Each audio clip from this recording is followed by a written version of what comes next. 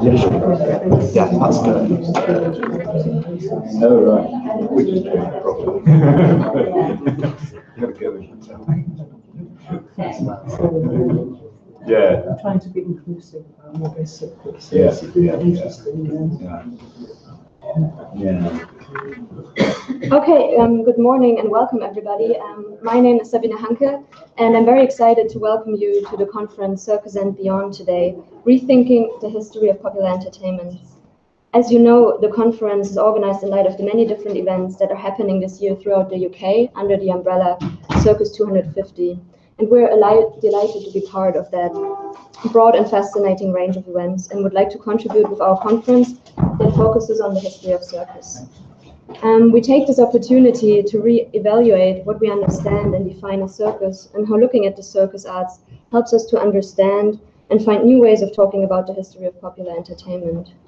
You might remember that in our call for contributions, we asked for topics about the circus in the 19th and 20th centuries. But the manifold and excellent proposals and abstracts that we received did go way beyond that scope and very much in line with our title, Circus and Beyond.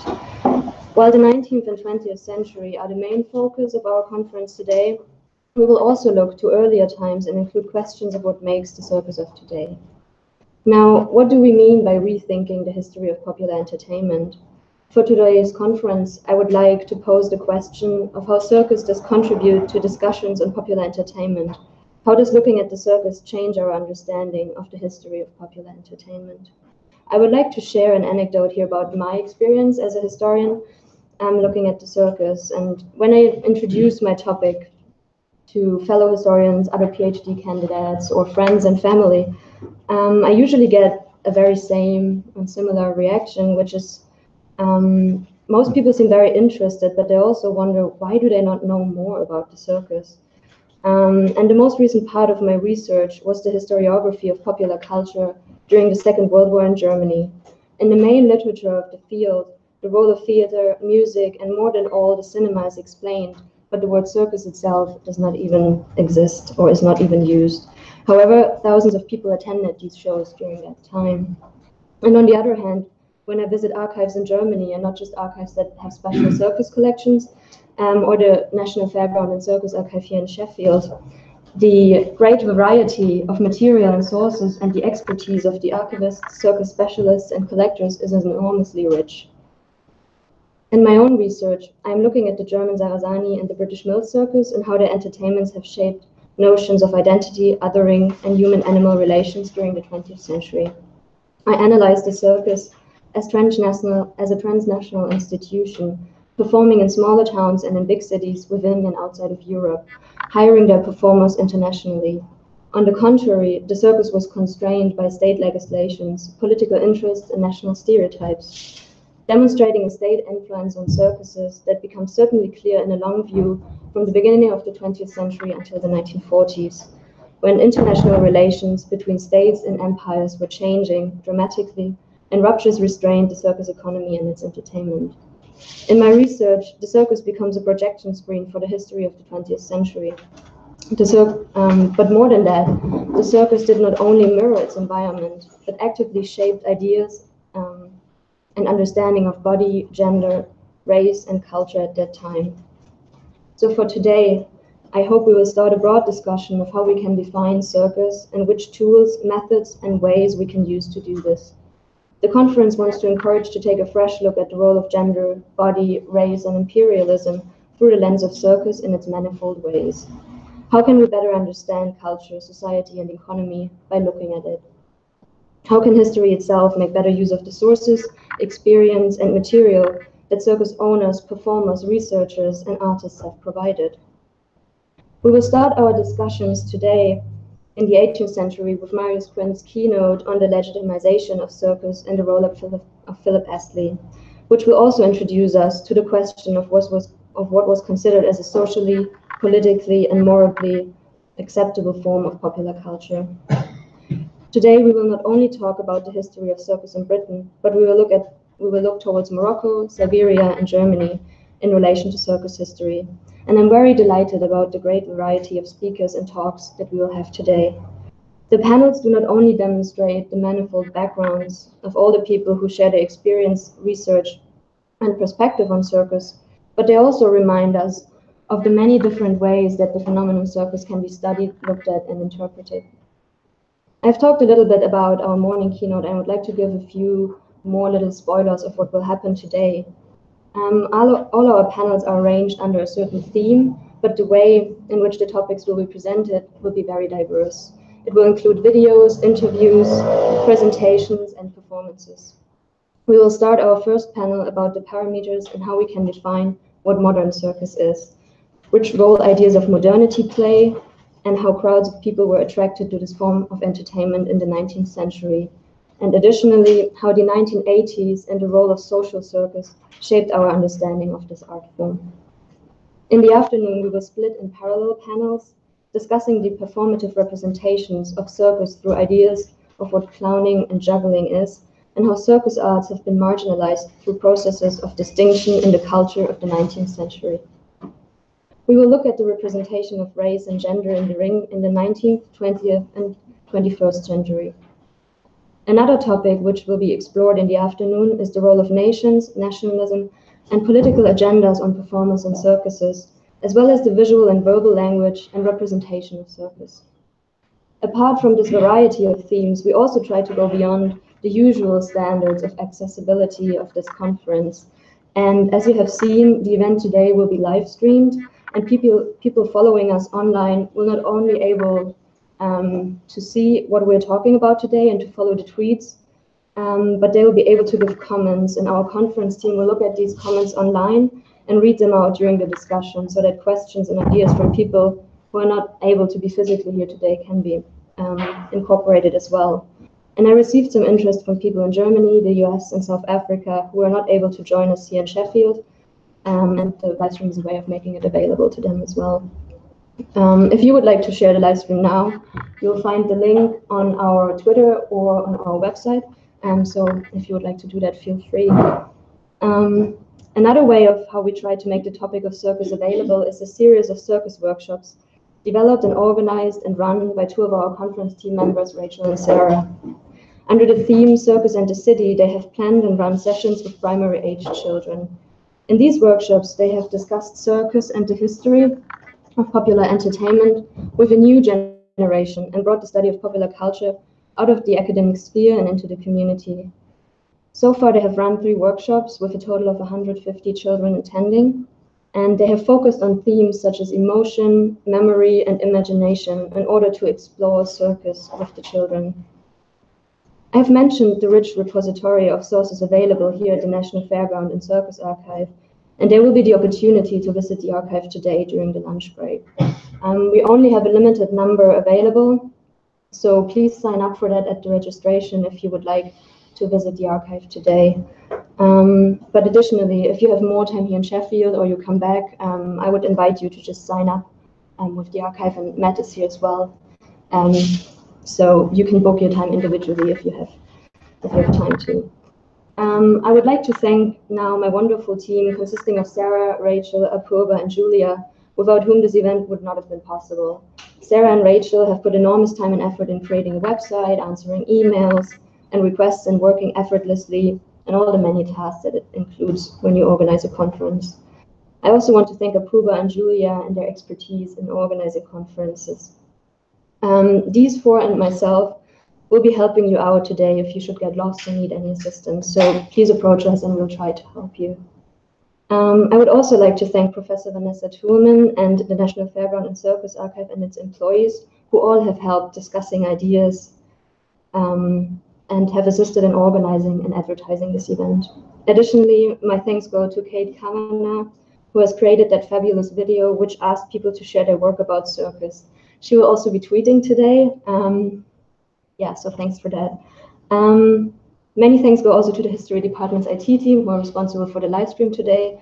And I was told that this live stream is actually the first time that it's used by the History Department, so we're quite excited about that, and we hope it goes right. Yeah, the conference is funded by the Arts and Humanities Postgraduate Research Forum and the Arts Enterprise at the University of Sheffield, and also by the Royal Historical Society, and I thank all of these schemes for supporting this event. I hope that you will enjoy today's discussions and have a good time here in Sheffield. And now, please join me in welcoming Professor Vanessa Toulmin, the Chair of Early Film and Popular Entertainment and Director of City and Culture here at the University of Sheffield. Welcome.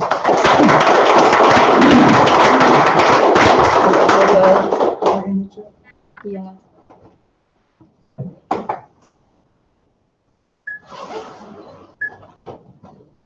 Oh God. I just not. Okay, let's do. Okay.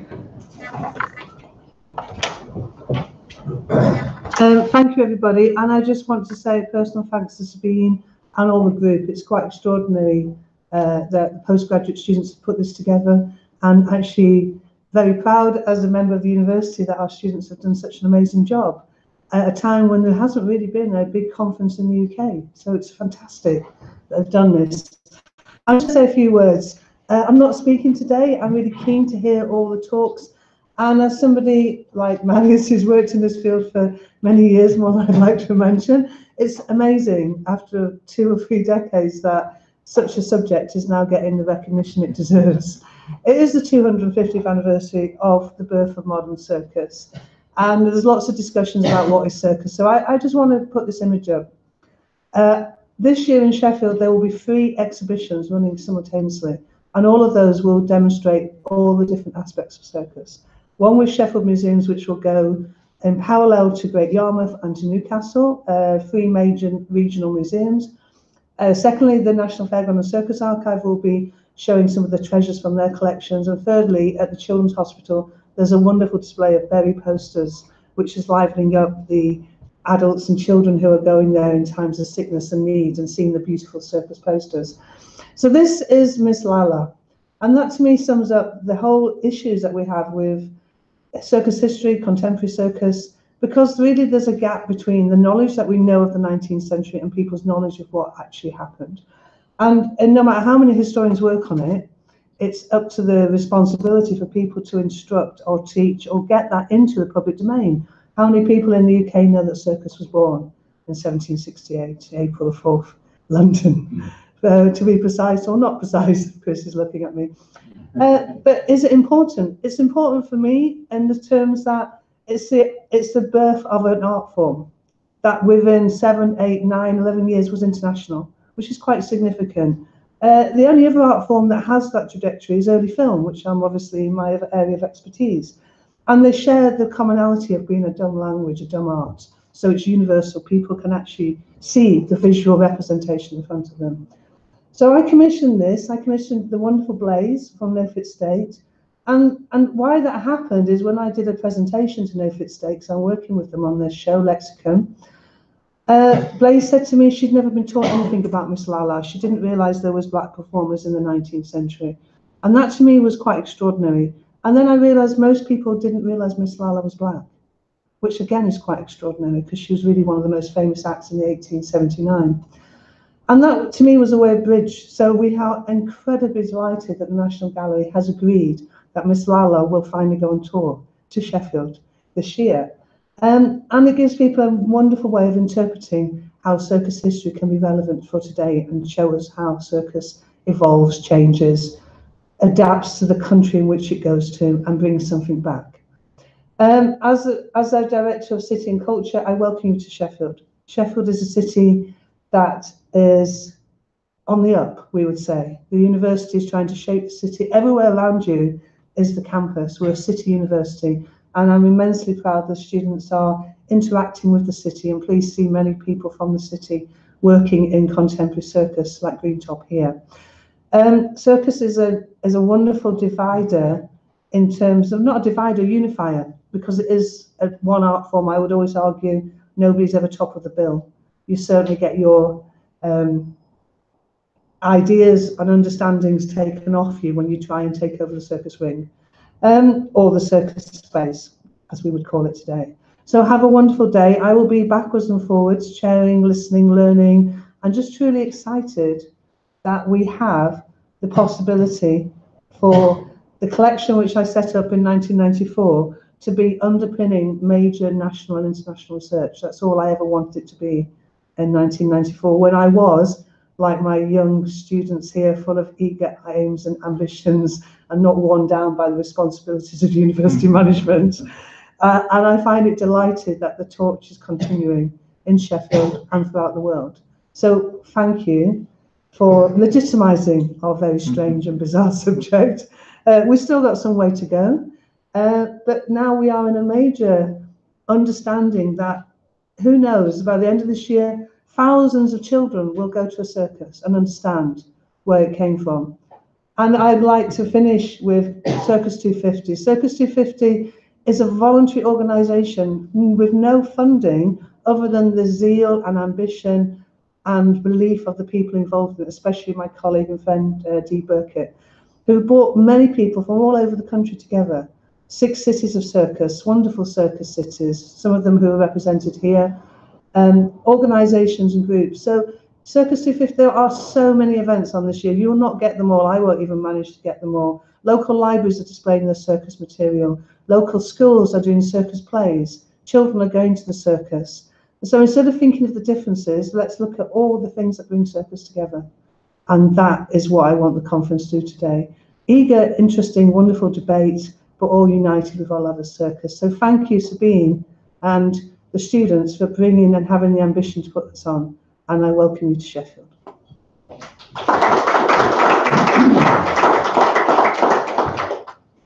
you for that. I would now take the opportunity to introduce Dr. Marius Quinn from Portsmouth, and I'm very delighted to welcome you, Marius, here in Sheffield. Marius is known for his excellent work on circus, and you may be familiar with his doctoral thesis at the University of Oxford in Essays in Theatre and Circus. Marius is also published in leading journals of the field, such as Past and Present, and I think that is particularly important, as these journals do not have a lot of articles published on circus arts in general. Marius is reader in visual culture at the University of Portsmouth, mainly teaching on the historical and theoretical element of the art and design curriculum. I'm very happy we could invite Marius to our conference because his research has greatly contributed to how circus is understood in history and how it can be defined. And I think that is an excellent starting point for our discussion during this day, and it will provide us with some insights in the acceptance of circus art in the 19th century. So please join me in welcoming Dr. Marius Quinn.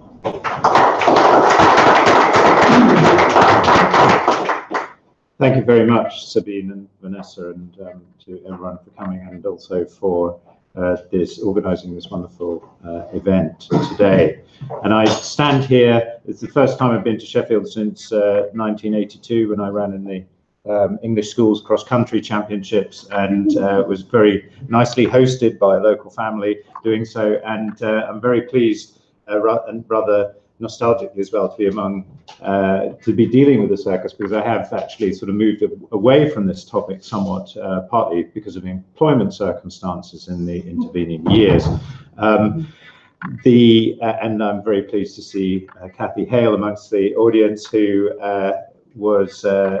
kind of shepherded me in some of the research for this at the wonderful and sadly lamented Theatre Museum in Covent Garden in London, where I spent many months in the archive.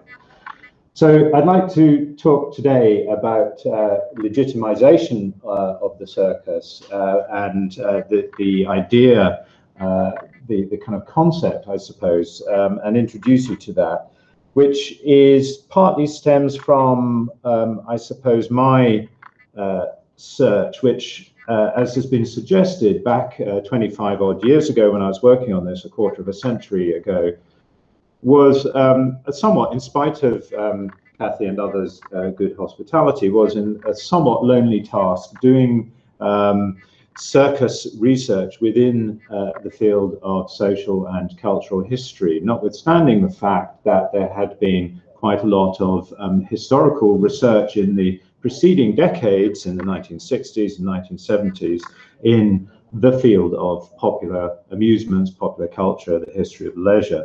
But circus was discussed briefly by some of those historians, but not really taken up in depth. And there was previous to that, and as many of you know, a thriving field of specialist circus history, but really hadn't engaged all that much with the debates that were going on within academic history writing and looking at the broader changes and transformations that were going on in society and culture at the time, in particular of the invention of the circus, which, as many of us know, was around the time of the Industrial Revolution, widespread urbanization, processes which radically changed British society and also fanned out through colonialism and imperialism throughout much of the rest of the world. And it has already been mentioned that circus very rapidly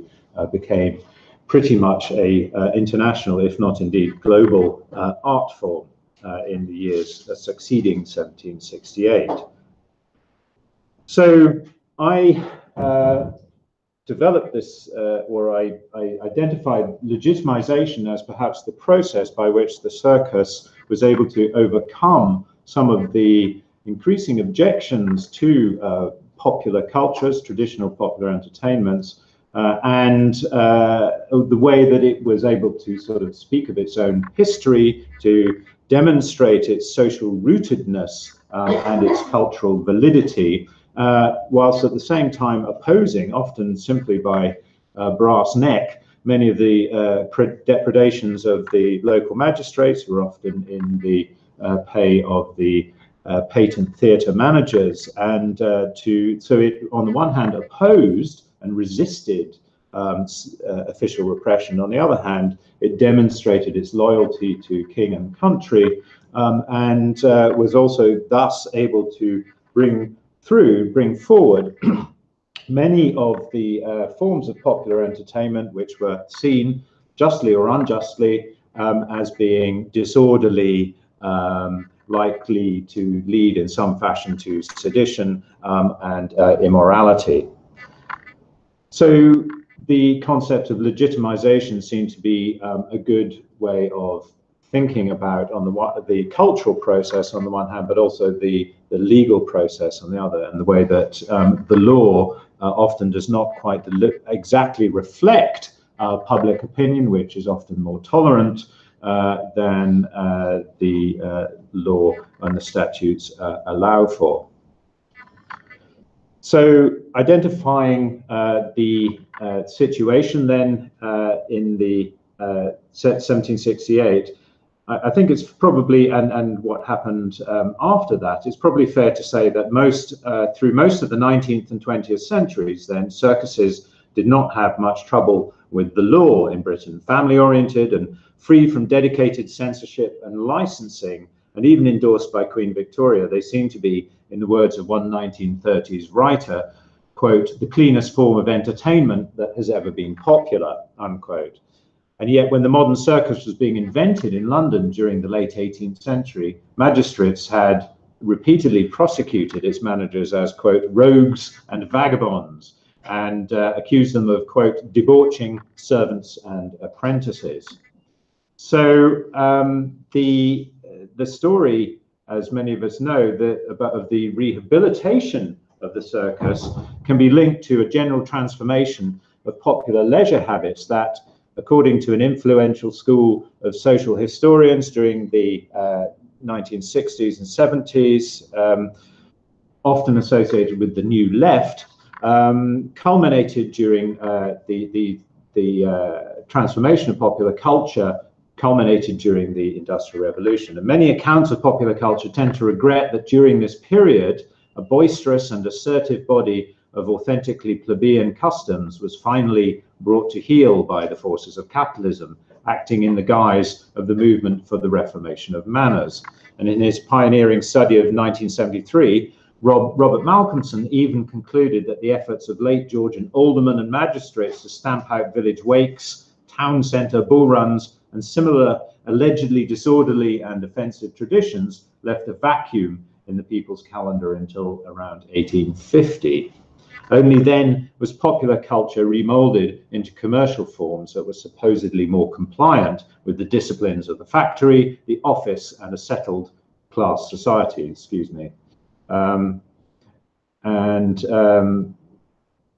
Malcolmson didn't specify what these forms were, but other historians such as Peter Bailey went on to describe them as the rational recreations of Victorian Britain, including music hall and standardized competitive sport. And the particular role of the circus in this acrimonious story has not yet been closely examined. However, well, at the time I had not yet, at the time I was writing it. However, from a different ideological position, Brian Harrison tellingly grouped the circus alongside the racecourse as one of the few transitional phenomena, modern repositories of an ancient sporting spirit that reveled in the exertions of animals rather than humans. Like some Noah's Ark of carnivalesque archetypes, the circus may have ridden out the flood of reform that engulfed many of its more hidebound neighbours, including the great London fairs, such as you see in Hogarth's famous engraving and etching here, Southwark Fair of 1733-34. That the circus had a mediating function has also been suggested by historians who've gone on to question the severity of the disruption portrayed by Malcolmson and the strongly polarized model of culture upon which it is based. So in 1980, and we're going back a few years, of course, Hugh Cunningham used Gramsci's concept of cultural hegemony to argue that commercial entertainment such as the circus, the pantomime, and the zoo worked as essential social lubricants during a period of profound upheaval. Far from a decline, there was a boom in public amusements during the Industrial Revolution, as leisure itself became more thoroughly commercialized. In addition, Peter Burke has argued that elite opinion had already developed the idea of a regulated leisure for the working classes. These revisions have been reinforced by a number of studies that attempt to identify 18th century Britain as the original consumer society. John Brewer has argued that commercial pressures were nowhere more visible than in English high culture, bringing about an unprecedented wave of institution building and effective liberalization in the arts. For example, the founding of the British Museum in 1753 and David Garrick's Shakespeare Jubilee of 1769. He describes how the circus arrived at the door of this fashionable party to challenge the monopoly on theatrical entertainments that was held by a few patented theatres, Drury Lane and Covent Garden, prime among them. The establishment of the circus was, as theatre historians have acknowledged, a major step in organising the lower genres of the performing arts, eventually helping to free the entire theatrical hierarchy from a long history of repression and censorship. Now, closer research shows that the circus assumed this position partly because of its hybrid nature. Neither fully dramatic nor entirely the stuff of the Fairground, it inhabited a grey area of the laws that defined and controlled public entertainment. Here, it proved vulnerable to rival theatre managers who encouraged local magistrates to prosecute the early companies for various infringements of the licensing regulations and offences against public order. Circus managers tried to preempt this risk by maintaining a respectable public face, cultivating an influential audience and appealing above the heads of the magistrates. They lobbied MPs for legal reform and sought royal and aristocratic patronage. Their strategy, though standard for the time, offers some insight into the often contradictory dialogue between public morality on the one hand and law on the other. In some respects, their situation resembled that of religious dissenters. In practice, they were mostly tolerated, but the law left them open to hostile initiatives, whether motivated by social paranoia or malicious competition. Both groups, therefore, worked to ensure that their activities were protected by the statute books. During the 19th century, they benefited from a reformed parliament, increased numbers of MPs because of the Reform Acts and the extension of the franchise, that set about rationalising controversial laws, responding to public opinion and curtailing the discretion enjoyed by local officers. So what is going on at this time then is this kind of what I was trying to set out by those couple of paragraphs is really a sense of the context in which the early circus was working, and by which it was shaped, but the context which it also had some effect on shaping, and some effect on, as it were, helping to liberalize the legal arrangements and also social attitudes towards popular entertainments, which during industrialization had become, amongst the elites, considerably repressive. And it is important to note that it is really quite surprising, some of the pronouncements against popular entertainments and any form of leisure that were made by sort of local aldermen and so on, who really thought that apprentices should be spending at least 14 hours a day working. I mean, working days were much longer in this period as well. So leisure was a precious commodity, largely to be enjoyed only by the elites and ruling classes. That was the, as it were, the cutting-edge capitalistic opinion.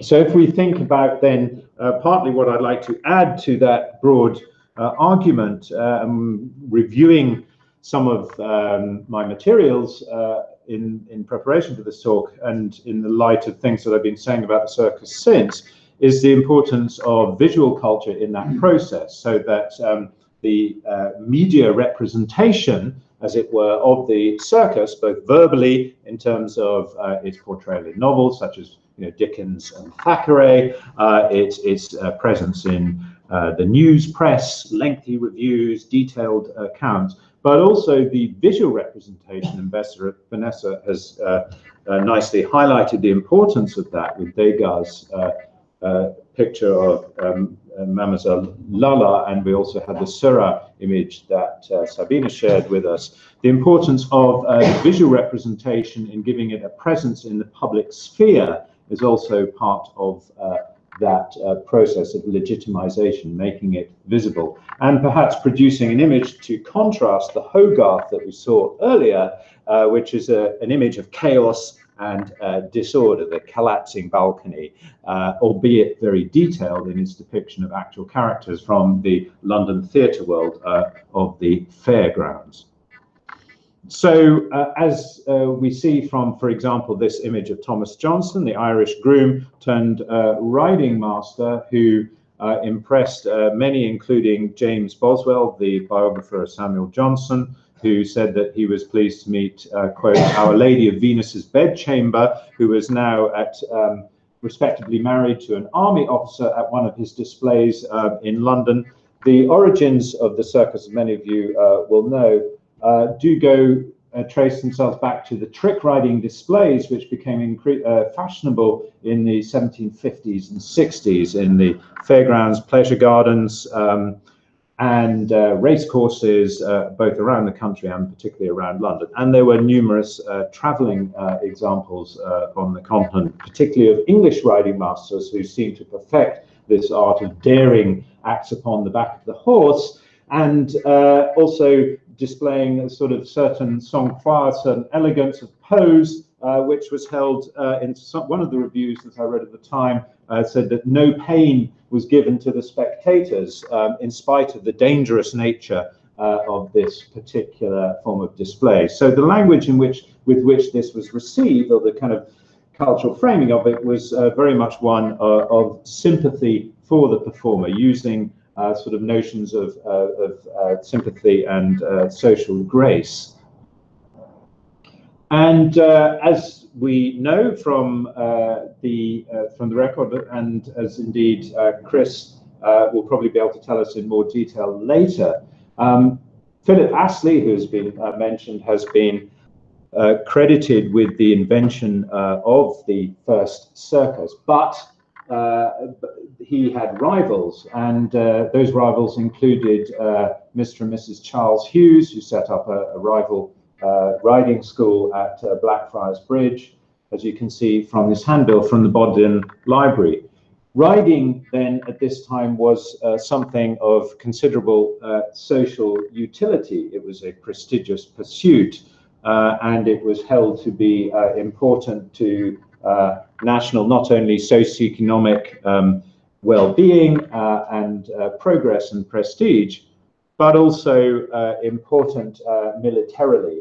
and the application of trick riding as a form of military training for young cavalrymen and these riding masters who largely came from a plebeian background but who excelled in the traditional art of gentlemen was held to be important. And the detailed knowledge that is displayed of the particular acts, and you can just about make out the detailed accounts of the various acts that Hughes does in this particular performance. So Mr. Hughes standing on two horses, carries the above lady on his head, after which he rides on his head with his feet up in the air, rides two horses standing on two pint pots, also rides two horses without holding, drinks a glass of wine and fires a pistol as the horses are on full gallop. So the details in this were important, and much of the record, as you go through it, you do have to really focus on lots and lots of small newsprint which do explain in exhaustive detail. So there was partly reflecting the level of competition between rival riding masters at the time, but also sort of an intention to sort of display, to convey knowledge. Perhaps part and historians such as Daniel Roche have emphasized the importance of horse management as a basis for publishing, as an element of, as it were, popular enlightenment, given that the Enlightenment was by and large a print-based media phenomenon concerned with the capturing and publishing of often of oral traditional knowledge, and the development of the public sphere thereby. So the circus keyed into that process of print enlightenment. Well, Philip Astley, perhaps indicatively as this portrait of him, perhaps around 1800 from the John Johnson collection in Bodleian Library in Oxford, as you top left here, was at one point described as the handsomest man in England, but he certainly became prosperous in later middle life and was known, and there was various descriptions of him as being, on the one hand, I think Charles Dibdin the Younger described him as a humane hog. So he wasn't terribly impressed with his sort of good manners. Nevertheless, Astley was portrayed as someone who was kind of a figure in the London landscape, very much a mover and shaker, someone who is something of a curiosity, a human curiosity, because of his kind of very idiosyncratic nature. And we can see perhaps something of the, that he was a man of his times in this kind of group of portraits with the shaving entrepreneur George Packwood, who sort of commoditized shaving as something that was, one could buy all the equipment and devices for shaving to make it relatively safe and easy. And so the kind of entrepreneurial consumerist context perhaps, and Lord Rokeby as well, the sort of the owner after whom the Rokeby Venus by Titian was named. So Philip Astley is a former riding master and a former sergeant major in the 51st Regiment of Light Dragoons, opened up at Halfpenny Hatch, which is by the present site, indeed, of Rupel Street, where recently the one of the Circus 250 anniversary celebrations, presided over by Chris Caltrop here in the figure of Philip Astley, which is near the present site of Waterloo Station in London, which was then a rather marshy field, which was traversed by a shortcut, and there was a small box in the fence, a window in the fence, in which the halfpenny toll for using that shortcut between Blackfriars and Westminster Bridges was collected.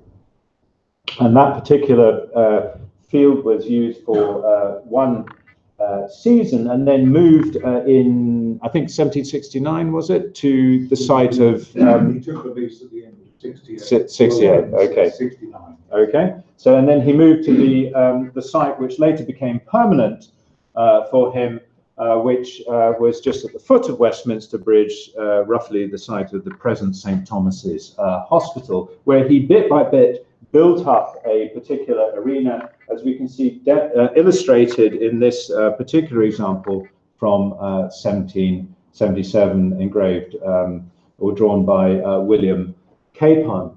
And in this particular this example, this is very much part of a kind of topographical representation which attempts to establish the circus as part of a respectable set of amusement sites that fringed London. It was very much being constructed as one of the sights of London. A relatively polite place of entertainment with segregated seating, and you could buy different tickets. You could have standing, I think, for sixpence, and a box for up to 2 shillings, and a seat, I think, for about 1 shilling. And the various elements of the display contained within this kind of wooden construction that we see here. However, seeing the gathering success of this particular entertainment, and indeed, of course, Hughes's equivalent over at Blackfriars Bridge, and the magistrates, local magistrates, were yet to be convinced of its respectable nature. And on the 13th of July, 1773, both Hughes and Astley seasons came to an abrupt end when the local magistrate Morby, Joseph Morby's men, arrested several members of their companies and threw them into the Bridewell as rogues and vagabonds. And Astley himself was bailed. And so began a series of clumsy prosecutions lasting nearly a decade. And after failing to convict Astley under the Theatre Licensing Act, and it should be stressed that there was this kind of complex patchwork of laws which were which were held to apply to the infant circus. So after failing to convict Astley under the Theatre Licensing Act, the magistrates then turned to the Disorderly Houses Act. And Disorderly Houses Act was a kind of broad brush statute that was used to repress what were held to be disorderly houses, in other words, to some extent brothels, but also gaming houses. They were sort of largely intermingled, these kind of forms of what were held to be disorderly popular entertainment. So the magistrates then turned to the Disorderly Houses Act and charged him with non-possession of the license. So you could actually have your, as it were, disorderly house licensed by the local magistrates. But he didn't possess that, partly because he felt it didn't apply to his form of entertainment. And so they charged him with non-possession of a license and harboring, quote, men and women of evil name and fame and of dishonest conversation, unquote. So in the standard of language of social control, the court learned of the very great mischief arising to society in general from such exhibitions by the debauching of servants and apprentices, the encouraging vice and profaneness by the unlawfully assembling of persons of both sexes together, and the very great danger arising to persons travelling either on horseback or otherwise by the said place, immediately before or after or during the performance, by the blowing of trumpets, the beating of drums, and the mob of idle, dissolute persons generally surrounding the doors. So the kind of respectable image which a few years afterwards was being cultivated here was not shared by the magistrates, presumably informed by the jealous patentees, the patent theatre managers over on the north side of the river in Westminster. And on the 11th of April 1777, the Public Advertiser stepped in to defend one of its best clients. So the newspaper press was an important means of fighting back and cultivating public opinion in favor of the circus. And this was essentially the commercially driven newspaper press, as indeed all newspapers were, which were principally, advertising, and indeed advertisements were on the front page of the newspapers at this time, as indeed they continued for at least 100, 150 years. So the public advertiser stepped in to defend one of its best clients, declaring that, quote, "It is both cruel and oppressive to prevent a man from living by a manly and innocent amusement." It need not have worried, however, because at its trial, Astley appears to have successfully bribed the witnesses, and his show survived. So there's a kind of element of guile and doggedness together. His show survived throughout with only minimal interruptions. And in 1779, he went on to rename his establishment an amphitheatre. So self-consciously classicizing reference, although of course James Figg, the famous pugilist, had also got an amphitheatre for his sort of displays of cudgel and sword fighting and boxing, which was in Oxford Street. But he called it an amphitheatre with a kind of allusion to the glories of ancient Rome, and or perhaps the decadence of ancient Rome, and to erect a modest stage which nestled between two stables, where he presented automata, clockwork robots essentially, shadow puppets, and imitations of birdsong. So we have again, right at the origins, the eclectic nature of the circus being crucial here.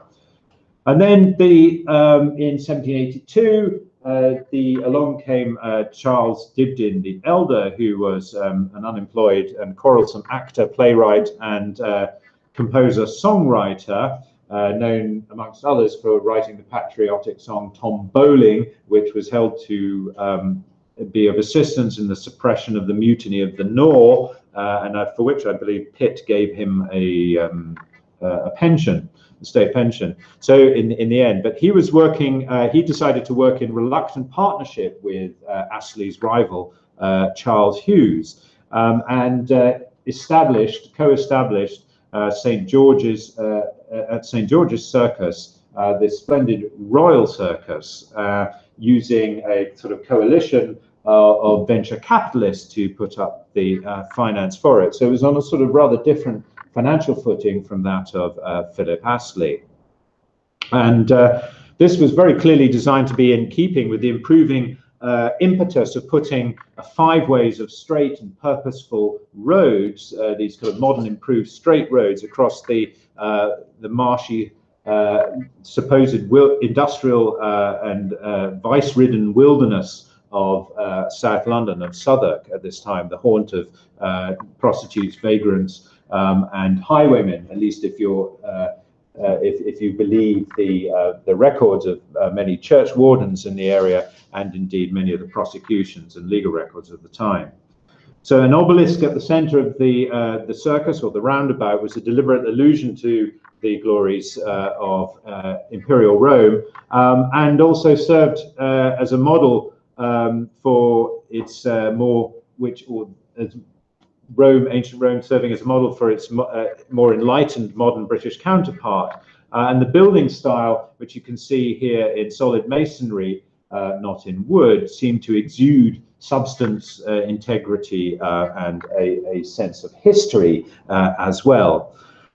So Charles Dibdin incorporated the circus and the circus ring into the building to sort of give it a broad appeal, at least according to his rationale, whilst there was a stage behind that, a proper full proscenium stage for the display of ballettas, which were sort of predecessors of modern day short musicals, songs, patriotic songs, and various forms of dance. It was also set up as an academy for the theatrical arts, and many of the performers were indeed juveniles when it was first set up.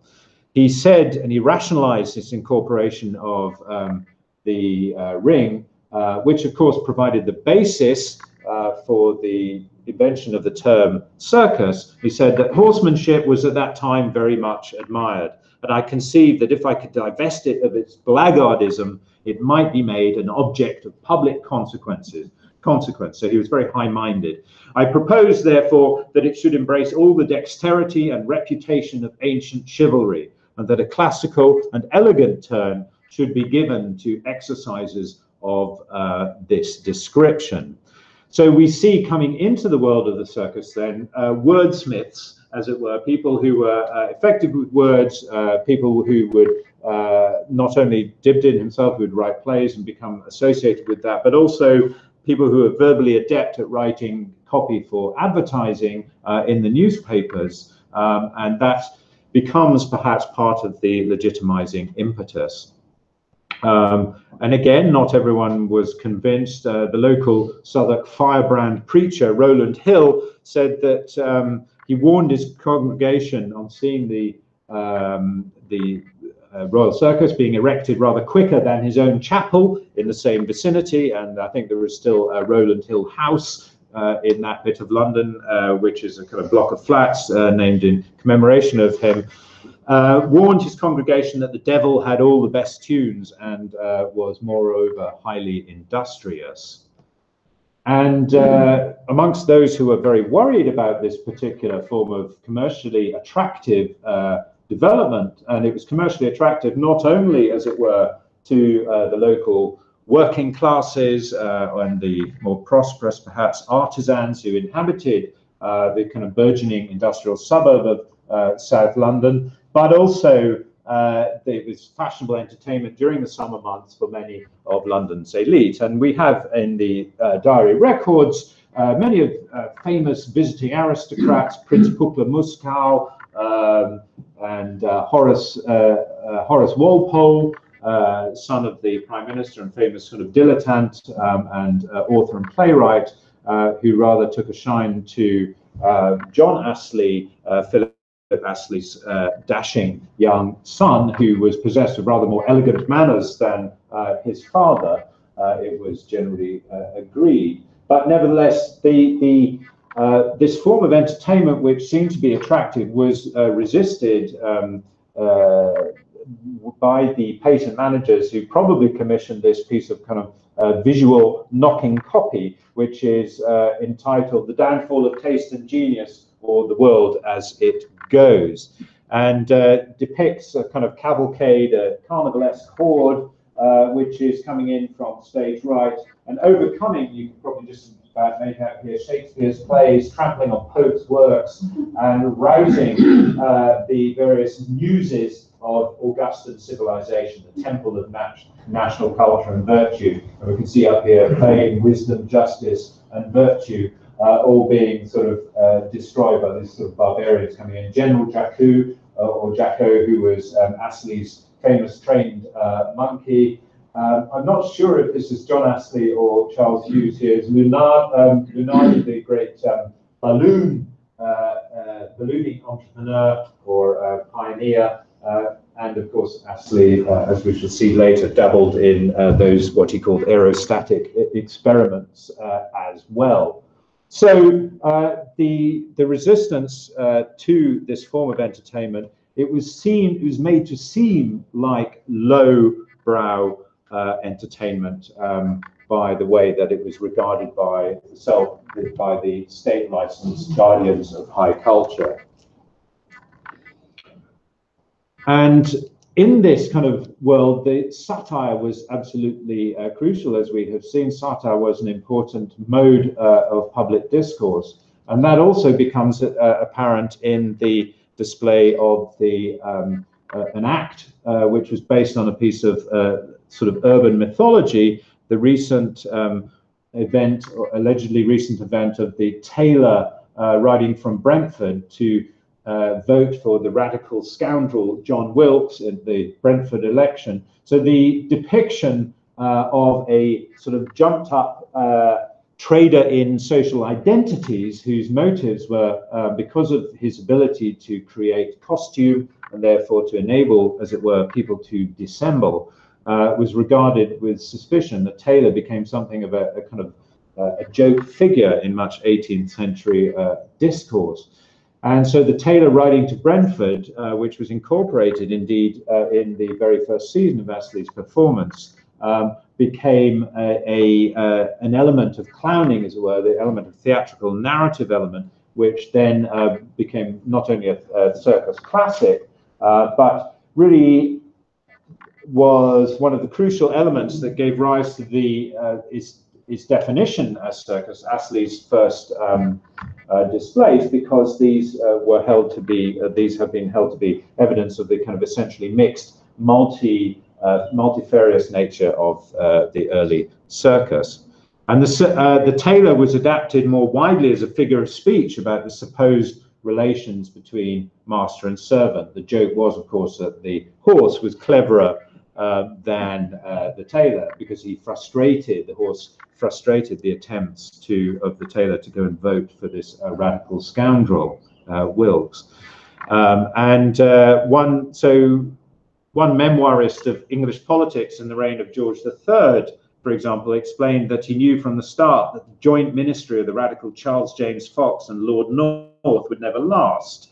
He said, for he was at court when Mr. Fox kissed hands, and he observed George III turn back his ears, just like the horse at Astley's, when the tailor he had determined to throw was getting on him. So it became almost a kind of figure of speech.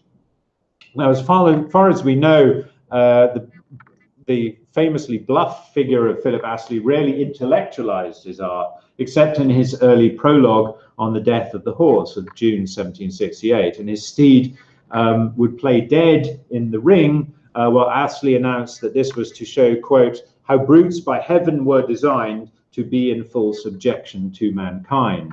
And then, referring to a famous general in the recent 7 Years' War with the French, Astley bellowed, rise, young Bill, and be a little handy to serve that warlike hero, the Marquis of Granby.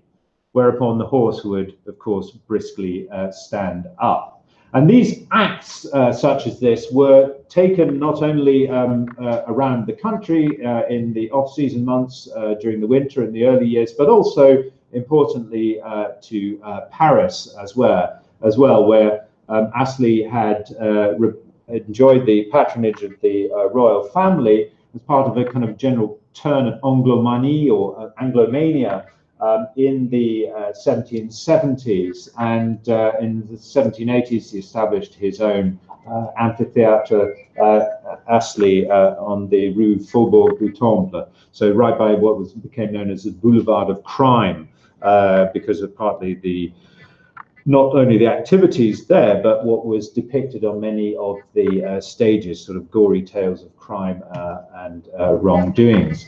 And there too, Astley suffered the opposition of the magistrates and rival theatre managers, in particular the manager Nicolet, whom he complains about in some of his writings, some of his letters. But in one letter, he remarks upon the fact that his son John, ingenious as ever, was constructing a stage which would fulfill the very strict and narrow terms of his license, which was to put on displays on horseback, but by permitting a horse-borne stage, or by designing a horse-borne stage, would enable the acts of tumbling to be performed. And it comes across in the letter just how crucially, commercially important it is to steal a march on one's rivals by showing things that others couldn't. It was a very, very commercially thin line that was being that they were treading at this time.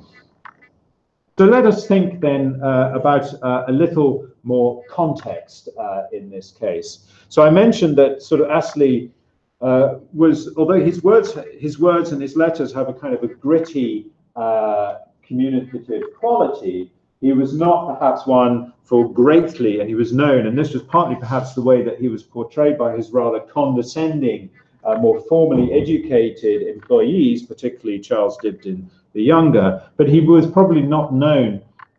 He wasn't a great one for, as I say, intellectualizing his art form. And indeed, if one is researching the circus arts as a whole, it is rather the theory is not as developed, shall we say, as it is when you research history of art, where there is a kind of established body of intellectual theory, aesthetics, and so on, and the artists are prone to sort of making very kind of ringing statements about what it is they do and why they do it. So we have to sort of infer to some extent what is going on in the circus world, although there is a body of theory about animal husbandry and so on. But the context of Enlightenment was one into which the early circus, deliberately played as part of its overall, I would argue, legitimization strategy, although such words were not ones that Astley or his rivals were consciously using at the time. We can see the importance, perhaps, of the culture of visible demonstration of natural principles, natural processes, the emergence of or the development of the biosciences and physiology, anatomy, partly through cultures of demonstration, public lectures, of course, which helped to give rise to such literary marvels as Mary Shelley's Frankenstein, based on the sort of experiments of Galvani with sort of the electrification of frogs' corpses, which caused the muscles to twitch, and so on. And this famous image by Joseph Wright of Derby, an experimenter on a bird and an air pump, demonstrates showing the physical process at the center of the drama and the character of the lecturer, who is almost this kind of rather like a magician figure in the middle, dramatically underlit, and the sense of wonder on the part, and perhaps emotional distress, the element of sympathetic identification with the subject of the drama on the part of the two girls on the right, the two lovers on the left, distracted by each other, the old man meditating on the right on the prospect of life and death, and so on. So we have this kind of dramatic conception there around a kind of scientific demonstration, a scientific spectacle, the attempt to turn the mechanics of life into a spectacle with the sentimental and moral responses to it. And the audience is clearly, they have hired this private demonstration in a country house. They are a prosperous and well-dressed, polite, upper middle class audience. Now, going to this rather grotty slide, for which I apologize, because these slides were all made from photocopies, which is all that I was allowed to get when originally researching these many, many years ago. And then I had slides made from those, and then I scanned them. So that could do with some revision. But nevertheless, this context of enlightened demonstration and the self-consciously sort of polite and learned words such as inspica et judica, inspect and judge, or see and believe, if you like, which is coming from the mouth of the little learned military horse that you can see here, who was a kind of mind-reading, card trick-playing horse that Astley had trained up, and various other items, accoutrements, sort of redolent of scientific demonstration are exemplified here. And the consciously enlightenment tone of the book, which describes the various acts that we can see. So Astley is a publishing writing master, contributing to public enlightenment, contributing to knowledge in the public domain, natural magic or physical amusements revealed. So magic, the demonstration of magic as an element of sort of rational display of civilization. And similarly here in the handbill that was produced and was in the Harvard Theatre collection, which shows a rather idiosyncratic, perhaps, image of Hercules Hall, Philip Astley's so-called country house that he built, and we still have Hercules Road in London, named in commemoration of that. The new curious aerostatic experiments. A mere year after the Montgolfier brothers had demonstrated it, so this is in 1784, a mere year after the Montgolfier brothers had demonstrated their hot air balloon in Paris in 1783. So 3 curious balloons that were to be launched from the site. And we can see, again, the suggestion in this wood engraving here of a polite, well-dressed, interested audience that was attending this extraordinary display. And the use of the word, for example, curiosity, the curiosity, to be curious, was held to be a polite thing to do, to demonstrate a curiosity about the natural world and its exemplification, its encapsulation by the various shows of London, which were increasing greatly in number during the 1780s. And even to the extent of things like the learned pig, which Astley displayed. In several respects, he would display these things after they became major trends. They would tour the salons, various displays in wealthy people's houses, which would be opened up for public display, at least the front rooms of them, and this would be in the West End of London. They would be displayed in various places, and then Astley would quite often, as in the case with the learned pig, would display them at his amphitheatre, as it were, after the peak of fashionability had passed, but would offer them perhaps for a reduced price as part of a much bigger, more varied show. And there's generated quite a surprising amount of serious, or at least semi-serious, comment in terms of what these meant, in terms of the kind of philosophical implications of the ability to train animals to this degree of apparent sapience. So writing in 1788, the year after Astley had shown his own version of the learned pig, the children's moralist, Sarah Trimmer, credited the act with real influence in the gradual dethronement of man in his supreme position in terms of, you know, being at the center of the natural world. And she said, I have, and she's quoting someone here, she says, I have, said a lady who was present, been for a long time accustomed to consider animals as mere machines, actuated by the unerring hand of Providence, to do those things which are necessary for the preservation of themselves and their offspring. But the sight of the learned pig, which has lately been shown in London, has deranged these things, and I know not what to think.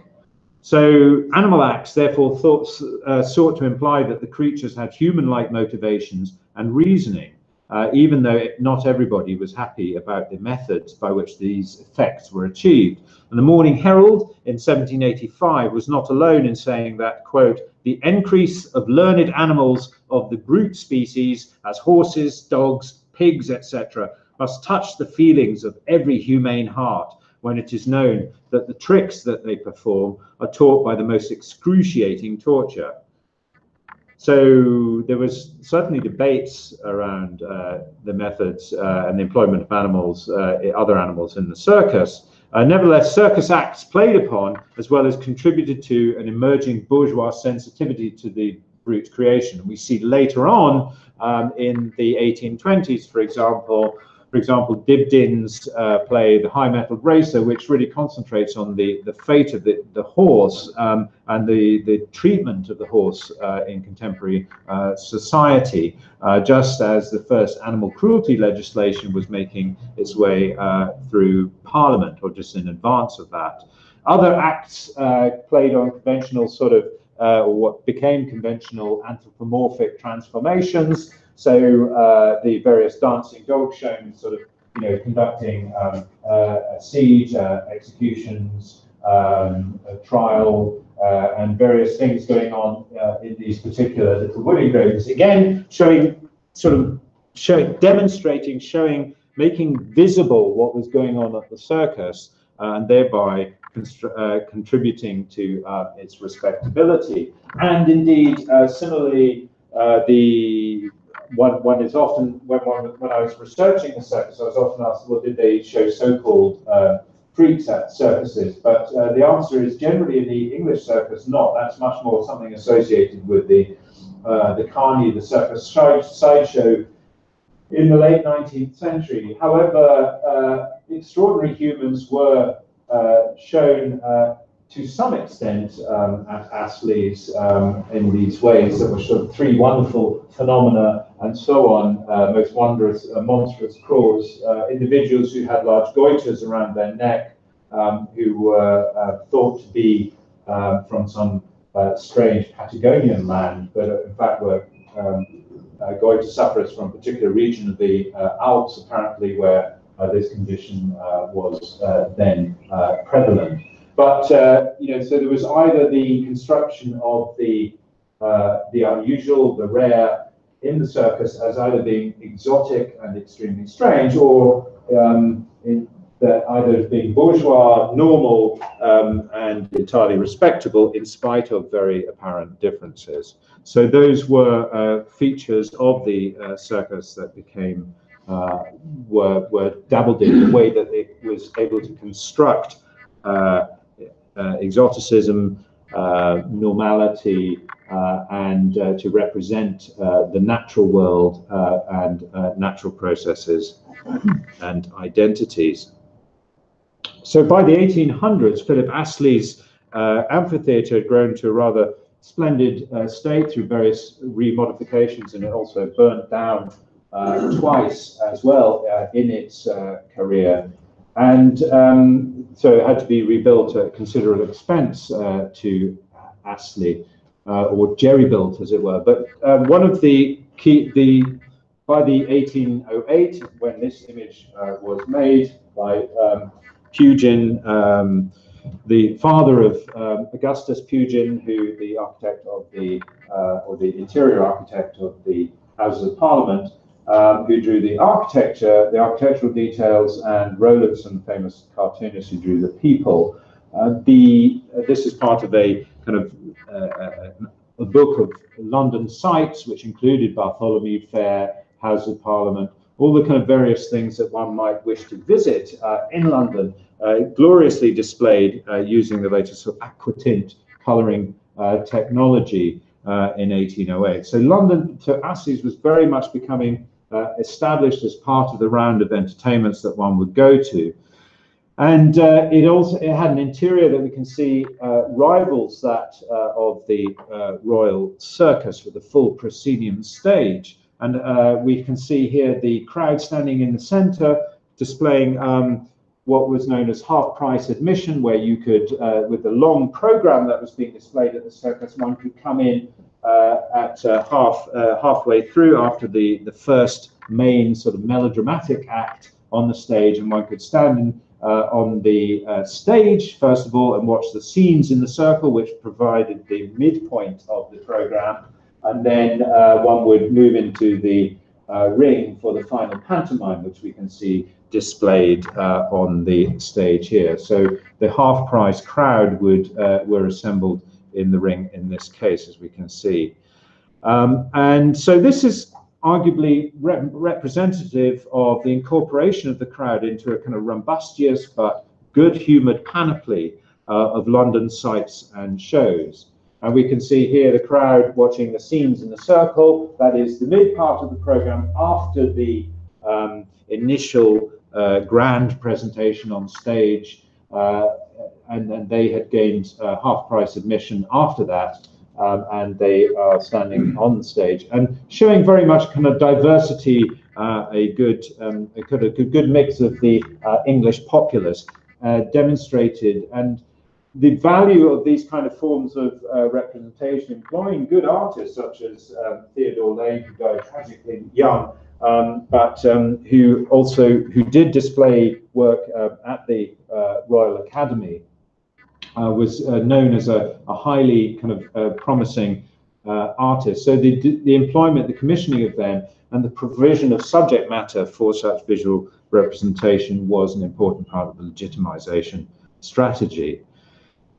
And so the horse became a kind of pliant medium for artistic expression and a canvas onto which the ideologies of the time and the social dramas would be projected. And much of the wonder of the circus seems to have stemmed from the transfigured quality of the horses, which escaped their typical roles as beasts of burden and labor, becoming ethereal, and as many critics commented, appearing almost to fly along with their riders in acts of gleeful transcendence. And I quote from one review: one of his horses, talking of Ducrot, Andrew Ducrot, the famous performer and manager of Astley's of the Romantic era in the 1820s, one of his horses, a short-tailed bay, wrote one commentator, is a beautiful creature, a beast for Perseus. He is pure air and fire, and the dull elements of the earth and water never appear in him. So the horse was displayed as a uniquely sympathetic creature, one who was susceptible to reflect his environment in terms of the tempests and storms frequently were going on around. Its behavior always reflected that of its surroundings, and also the intention or the will of his masters. Their nervous dispositions and their ability to read emotions and intentions were played upon in training and trick performances, and ensured that they were the central performative creatures of the circus. And they made both subjects and agents of the stage and in the ring. And they were a means of delineating the passions and making morality and motivation transparent and plain. And even the typography attempted in the later development of these great playbills, which, as movable type came in after about 1814, and the increasing use of these kind of varied display typefaces, the whole essence, the appearance of the playbill was to give a sense of what the historian Martin Meisel calls a new dramaturgy of turns, each part too full of itself to spare a thought for the whole. So that idea of the turn, and each bit had to be expressed and was made very visible and apparent. And this was often part, and many more conservative-minded critics complained that this was much of the ethos of the illegitimate stage, the non-classical, uncensored commercial stage, was that it was far too dependent on visual effect, on loud projection of voice, and all sorts of kind of very clear body language in which all sentiment, all emotion was not communicated so much through subtle words, but communicated through kind of very kind of stentorian and clear bodily gestures. And we can perhaps see that suggested in the correspondence between, this kind of painted image, famous painted image by David of Napoleon crossing the Alps, with the horse here, who is has got various fireworks shooting off him in this particular image there. So the idea of the demonstration that moral abstractions, that willpower could be made concrete and demonstrated by the gesture in the circus was crucial here. And very much the context for the importance of horsemanship was that the horse was a instrument of part of the legitimization of the circus. Not only was horsemanship a useful art, but also in the visual appreciation of the circus, the behavioral mechanisms and the means by which a horse worked could be made apparent, even, as it were, by looking at its musculature almost through the skin. Its biomechanics and architecture of the passions could be made clear. And there's many ways in which horsemanship, the management of horses, was part of the basis for early neuroscience as well, and the behavioral sciences. So here we can see in Stubbs's painting here, the kind of peaceful and verdant pastoral setting echoes the well-governed contentment of the horse and groom, making visible an essentially tranquil, if elegantly taught, nature. And the suggestion of rain and tempest, of course, is not perhaps all that far away. The anthropologist Claude Lévi-Strauss discusses animals in the environment in a cross-cultural fashion as being things to think with. They're recruited to structuring relations of dominance and control, or subjectivity and sympathy across social relations. And as I argue in one article I wrote from my research, The Circus and Nature in Late Georgian England, how animals were presented and represented reflected desired social relations. And you can quite often see in the rhetoric on the playbills and so on that the language applied to women and other subject social categories was also the same as that which was being applied to horses. And one of the important elements of that as well is that horses, because of their proximity and familiarity to humans, and because of their domestic status were, like the dogs, given a large range of roles that could be played, and they had a big dramatic range, and they could go from anything from as it were, a more intellectual, more savvy portrayal to portraying something that was much more wild. And that was not afforded to the few exotic wild animals that were shown in the early circus. So the neuroscience, the idea of transparency in the horse, almost the idea of anatomical discovery, which was in service of the need for national prowess through horse management, since they were so socioeconomically and military vital in an age of industry and empire. All that played into the agenda and was played by the circus as part of an argument for its social utility.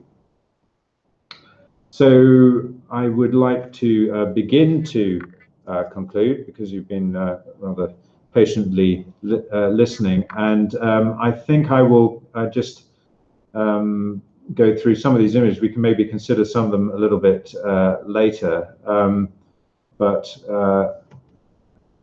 I'm just going to carry on to the concluding couple of slides. So the circuses that we've been discussing purported to refine Old English amusements and rehabilitate controversial traditions, acting almost as probationary spaces. On the one hand, for example, Astley censured the curious practice of selling wives in the 1797 Balletta, No Sales at Smithfield, or The Reasonable Wife. And we know that the historian E.P. Thompson wrote about the alleged popular practice of selling wives, and it features in Thomas Hardy's novel, The Mayor of Casterbridge. So this was thought to be an object for social reform. On the other hand, circuses championed John Bull's right to watch the sports of true manliness. Pantomimes at both Astley's and the Royal Circus included sparring matches by champion prize fighters. The reconstruction of masculinity was cause for pride at this time of expanding empire, with some newspapers even claiming in commonplace fashion that the athleticism on display at the circus justified Britain's comparison with ancient Rome. In 1801, the antiquarian Joseph Strutt credited Astley's with rekindling the most nobly warlike Anglo-Saxon customs in his classic survey of the sports and pastimes of the people of England.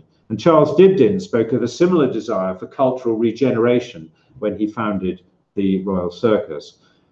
So the circus was an early promoter of the cult of the olden time and the days of good Queen Bess that Peter Mandler has identified as the product of an emerging media market for the lower middle and upper working classes. Through a variety of forms, including penny magazines and popular heritage sites, this view of history celebrated a time of bucolic harmony between squire and vassal, and therefore implicitly criticized the haughty self-interest of the current parliamentary order. Nevertheless, the circus lent its weight to the agendas that Parliament was pursuing. Astley's in particular reenacted innumerable country fetes and maypole dances on its stage during the 1800s, at a time when magistrates were harassing real wakes out of the villages, and rural enclosures and depopulation continued apace. The circus conjured up the image of a life that was being lost to the power of the urban centres, criticifying or vilifying practices in which many of its audiences would never participate. And parents no doubt used their children as an excuse to go to the circus, but it was not necessary to do so. Since the 1780s, Astley's had been a standard destination for a whole variety of visitors to London, enjoying as it did a more consistently wholesome reputation actually than the Royal Circus. Amongst its audiences were a fashionable young Yorkshire woman doing the metropolis for the first time, foreign ambassadors and princes, and occasional figures of learning such as Walpole, whom I've mentioned, Horace Walpole, Fanny Burney, and the Prussian architect Carl Friedrich Schinkel. And in 1792, Anna Larpent, wife and assistant of the chief theatrical censor, passed a pleasant evening there with the famous expurgator of Shakespeare and member of the Proclamation Society, which is a kind of moral reforming society, Dr. Bowdler and his spouse. And some years later, the National Register typically warned that one had to condescend in venturing beyond the boxes of the transpontine theatres, as they called them, called the transpontine theatres because you had to, from the posh bits of London, you had to cross onto the South Bank by bridge or boat. However, it characterized the atmosphere among the so-called holiday folks as essentially benign, saying, to enter Sadler's Wells or Astley's Amphitheatre or the Royal Circus, especially on what are called holidays, is to enter into the temple of English pastime. And he who repairs thither, go when he may, should make up his mind to be for one night an Englishman. Full of the good humour of his forefathers, he must laugh with those who laugh, chuckle at many a rough joke, pleasantly overhear the observations made around him, and put up with occasional elbowings together with some few treads to his toes. In 1827, the Every Night book, or Life After Dark, aimed at the accompanied young man and keen to ensure that, quote, his morals will not be impeached, unquote, was equally content to recommend Astley's, if only for the skill of the horsemanship. Circus pleasures began to feature in an emerging genre of sporting literature that offered picaresque glimpses of urban, middling and lower life from an ultimately safe and superior position. In turn, Astley's, like all the minor theatres, adapted these works for its own pantomimes, most notably during the 1822 craze for Pierce Egan's Tom and Jerry, or Life in London. And by 1854, a box at Astley's seemed the natural place for William Makepeace Thackeray to send the eponymous Colonel and his offspring in chapter 16 of the novel The Newcomes, Memoirs of a Most Respectable Family.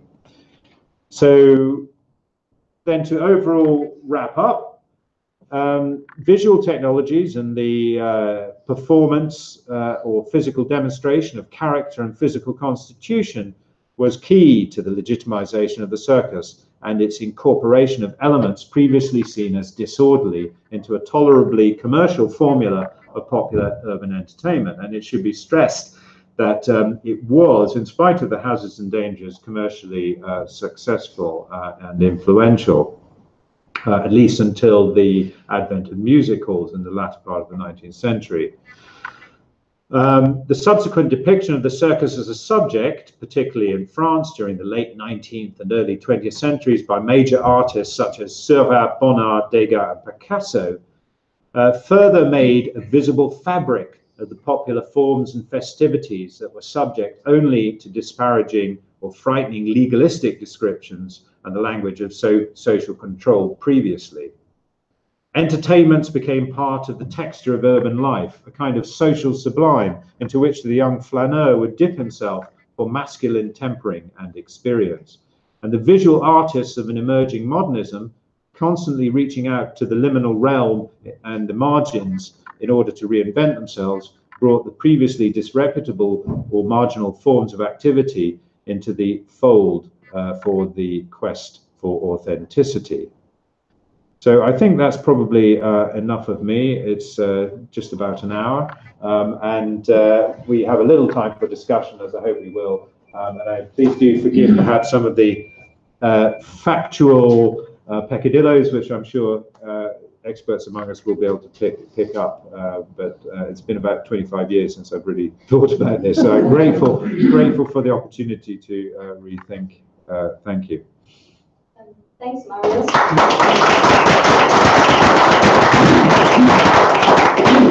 Yeah, so we have about 10 minutes now for discussion. We'll just open up the floor for questions and comments. Yes, yes. Marius, fascinating.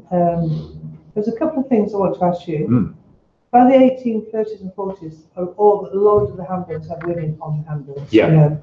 How early? I mean, we know Patty was in the ring. Yeah. So how early was the reaction to women in the ring? Was it, because there's a wonderful quote I found from the 1840s where it describes the circus women as graceful as they were disgraceful. You know, which I love it. But I want, because actually when he says, and Chris has seen these, he basically said, my wife will finish the show. Yeah. So there's reaction to her being in the ring. So was it quite quickly there was a reaction to women being in the ring, or was there not? Did you come across anything like that? Yes, yes. In that first 25 years, really. Yeah. So what was striking about the representation of femininity is that it is it unsurprisingly perhaps becomes more emphatic in the 19th century. In that, there really is little discussion of the shapeliness or otherwise, the allure of females as a kind of, and the objectification of women in the ring in the early days. So I think you're absolutely right that Astley does regard his wife, and similarly with Hughes, as a co-performer. Now, whilst the ball is certainly in the men's court at that time, but it's certainly, there isn't this kind of feminizing construction of gender there.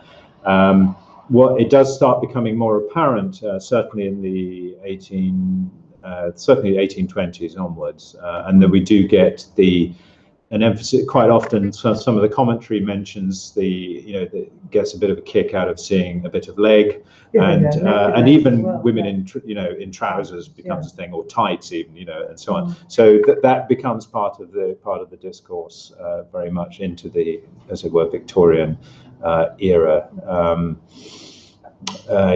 So the emphasis, but it's still apparent that women, from all the kind of credits on the playbills and stuff, which I was looking at in depth in the Theatre Museum, that women were very much, part of the operation, and that, and they were often respectively titled as well, like Mrs. So and so, and or Miss and so on. So there wasn't the sense that this was, a disreputable profession necessarily. Because there's an interesting parallel as well with obviously Astley's and the rise of Madame Tussauds. Yes. At the same time. Yes. And she was embroiled in the circus world as well. She was embroiled in the phantasmagoria world and the show world. So there is an interesting aspect of women working in that arena. Yes. Where I think it's interesting, a lot of contemporary historians are not quite aware of that really rich part of circus history, where women had this, not an equal, but a very prominent part in the origins of it. Yes, very much so. Yes. And it's important not to write them out. I know, I keep on telling everyone it's Philip and Patty. Do you have any thoughts on that? Not on that specifically. I was thinking that in many respects, the circus, one of the reasons I regret there being fewer animals now, the circus is, in many respects, essentially a horse show. That's why the circus ring, what we call the ring fence, is there. And if you haven't got horses, even if you've got other animals, it is a decoration. It's there for the horses. Part of the development of that time, and this relates perhaps to the scientific refinement of knowledge and so forth. It's just before this period, I think, without looking up dates, that the first Arab horses arrived in England. There was the Godolphin Arab, I think, and I think it is that particular horse, which is you may know about this better than me, I'm sure. The Godolphin Arab, I think, is the blood root of English racehorses. And it was the first arrival then, perhaps, of the light, fast mount. Hence, the light cavalry, the hussars, which the word hussar is based on a Hungarian word, so we imported the idea. That's why there was suddenly a light cavalry the day that young Philip had a row with his dad and cleared off and signed up. It was virtually the first day of that type of horse regiment. And so that refinement also. Now, the working people, it's occurred to me recently that, in a way, in its concept and in its first setting, the first performances by Astley, it was really a rural show. He was entertaining city people from the area that was just developing south of London Bridge, but across Lambeth Marsh, which you described, it was country, more or less. Waterloo wasn't there. Blackfriars Bridge had just been built. So all that stretch was countryside. So he was working in the country, And as the Industrial Revolution happened and more people flocked to the cities, of course, they were basically country people. And from what you've said, that's very enlightening. Your point about country sports and country pastimes being squashed, got rid of. So they were in Europe. And so that's one of the reasons we had Italian names in the early circus, because they'd run away from Italy and they'd gone to France, and they'd been kicked out of there, and we clamped down as well. So all those social things go together. But I think in that sense, it's the refinement of the horse. And those country people and working people, they saw horses all around them every day and smelt them, no doubt. They were draft animals, but the draft animals weren't the ones that were in the circus ring. And so this was the poor man's contact with the refinement of the aristocratic horses, which were beginning to be used for horse races. So it's a refinement. Or, I suppose you want to be cynical, it's a debased version of that. But either way you look at it, it's bringing working people into contact. The tailor riding is the middle class man, and so forth. So it's a way of feeling vicariously that you're in contact with that higher echelon, and so forth. And Astley's acknowledgement to the king, his heroism and his jingoism, and so forth. Mr. Astley, he knows how to talk proper. Because they didn't know any better. But it's just an interesting aspect that just occurred to me while you were talking. That's true. And even in that Hogarth 1733 image, so the just to sort of, if you allow me to, I was reading up about this image. Let me go back, and the initial one, where they're sort of showing the two country, as it were, bumpkins on the. So one of the commentaries I was reading was that they were so transfixed by the beauty of this drummer woman here that these are two sort of country bumpkins. So staring at us. So they don't really know how to deal with this kind of thronging urban milieu. But this was obviously a time when not only there's huge depopulation of the rural areas. Urban was new. Yeah, a new that's right. We had urban. So. Yes, I saw one there. Thank you very much for this fantastic presentation. I work on the 18th century, but I work with mostly arts, and circus is so rich in itself, and somehow those histories are quite entwined. And that was something which was very, very interesting for me. So thanks for that. So I was very interested in the way you put forward visual representations as well as verbal representations as modes of legitimizing circus. And I thought it was very interesting because visual representation and their role in imperial legitimacy is something that I researched. So I was I really found it very interesting that you showed that how circus was taking up the language of various prominent institutions. For example, like Royal Academy artists were painting circus performance. And also it was also taking up a very scientific language that was very typical of the Royal Society. And this is the time we all know that George III himself was very much involved and very much instrumental in animal breeding, and that's how even Warren Hastings, who was a very key imperial figure, he was interested in the breeding of Arab horses. He owned 2 horses, and there are fantastic stories about that. So I was wondering how these big institutions like so-called Royal Academy of Arts, Royal Society, and others, we see that circus is taking up their language in order to legitimize itself.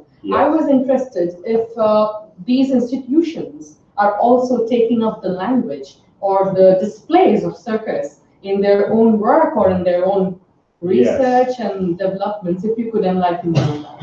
Okay. As far as I know, not. So whilst I think there was a conscious differentiation, so for example, at the Royal Academy, the subject matter might have included horses, and indeed did.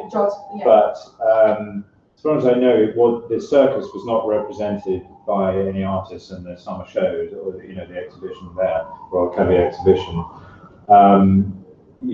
So it didn't get within the folds of that institution.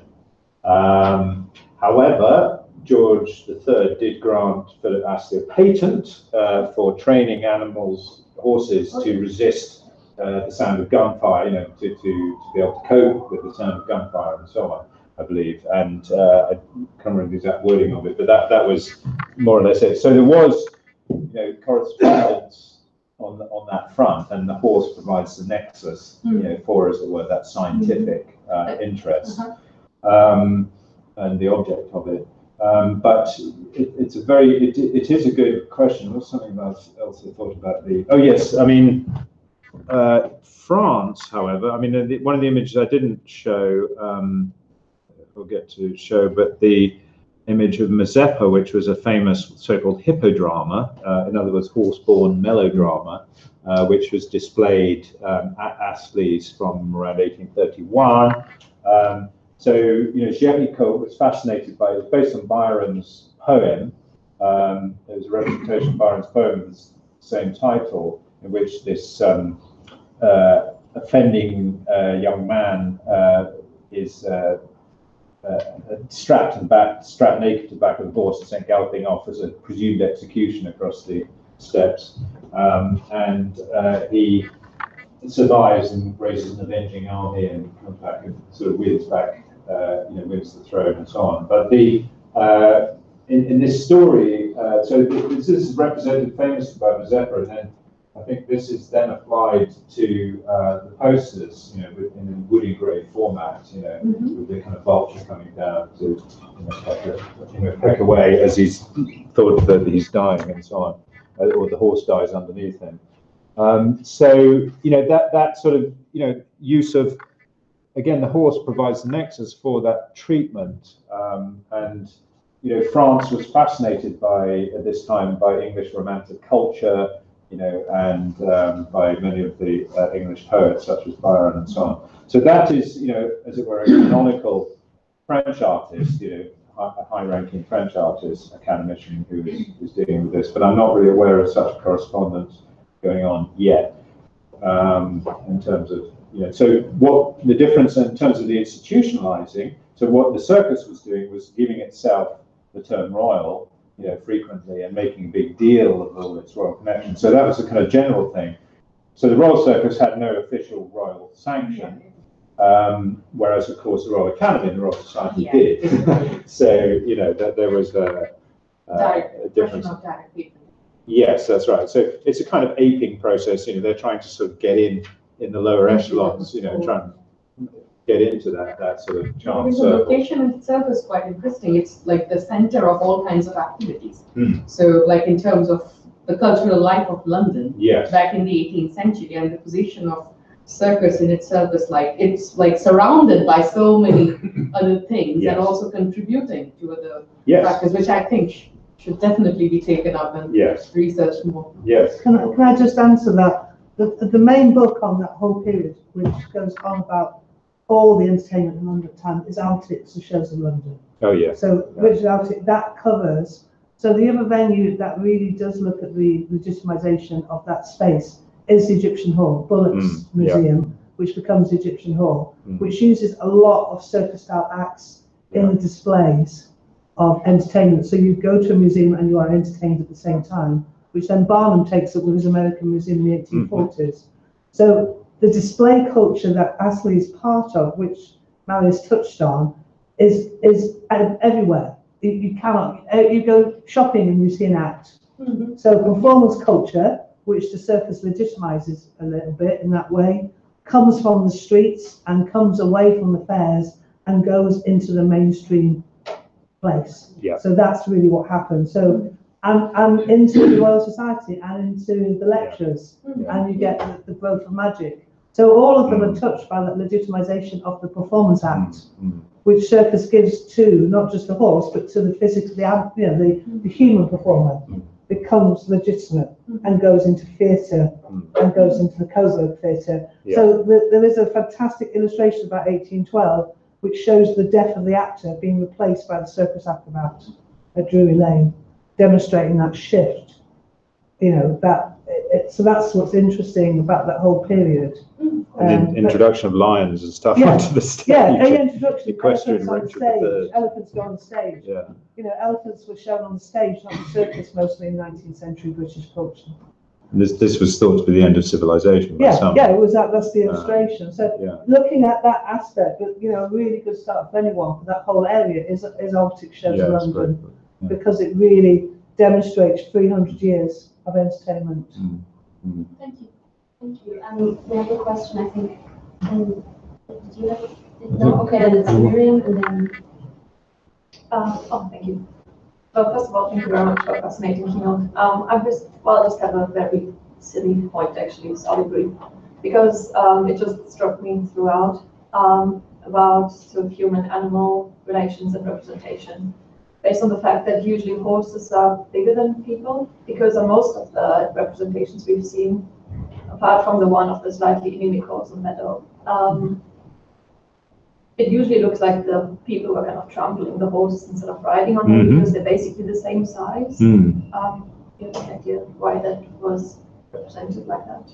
So could you just repeat that bit about the size? That if you could many just... of the representations, Yeah. people are almost the same size as the horses. Yeah. Which is not. It's not the case. As it is Yeah. in real life. Yeah, that's a good point. I mean, they may have, Chris, you might, or anyone else might have a better idea of the actual size of the horses that were being used at that time, and they may have been relatively small or even ponies. But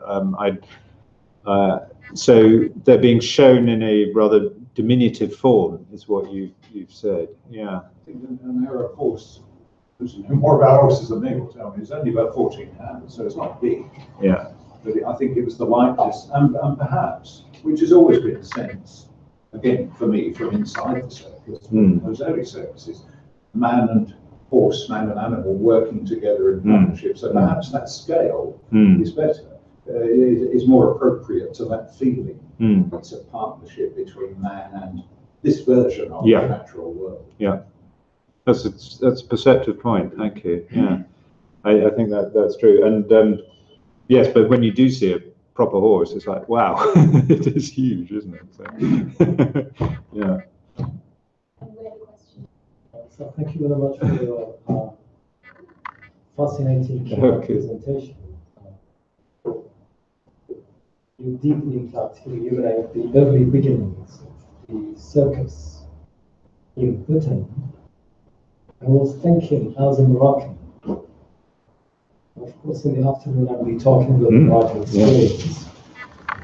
I was curious about referring to any Moroccan equestrians who had participated in the making of this circus culture of the 19th century. I've got an archive of a Moroccan equestrian who crossed from France into England, and in the shipping list of foreign arrival, it says Mohammed bin Said, profession equestrian, and his wife Josephine bin Said. And there are two, kids, Zara, three in fact. Zara, Ahmed, and Marok. Marok has three children coming from France into England in 1874. I was thinking about whether we could find some other archives, before 1830.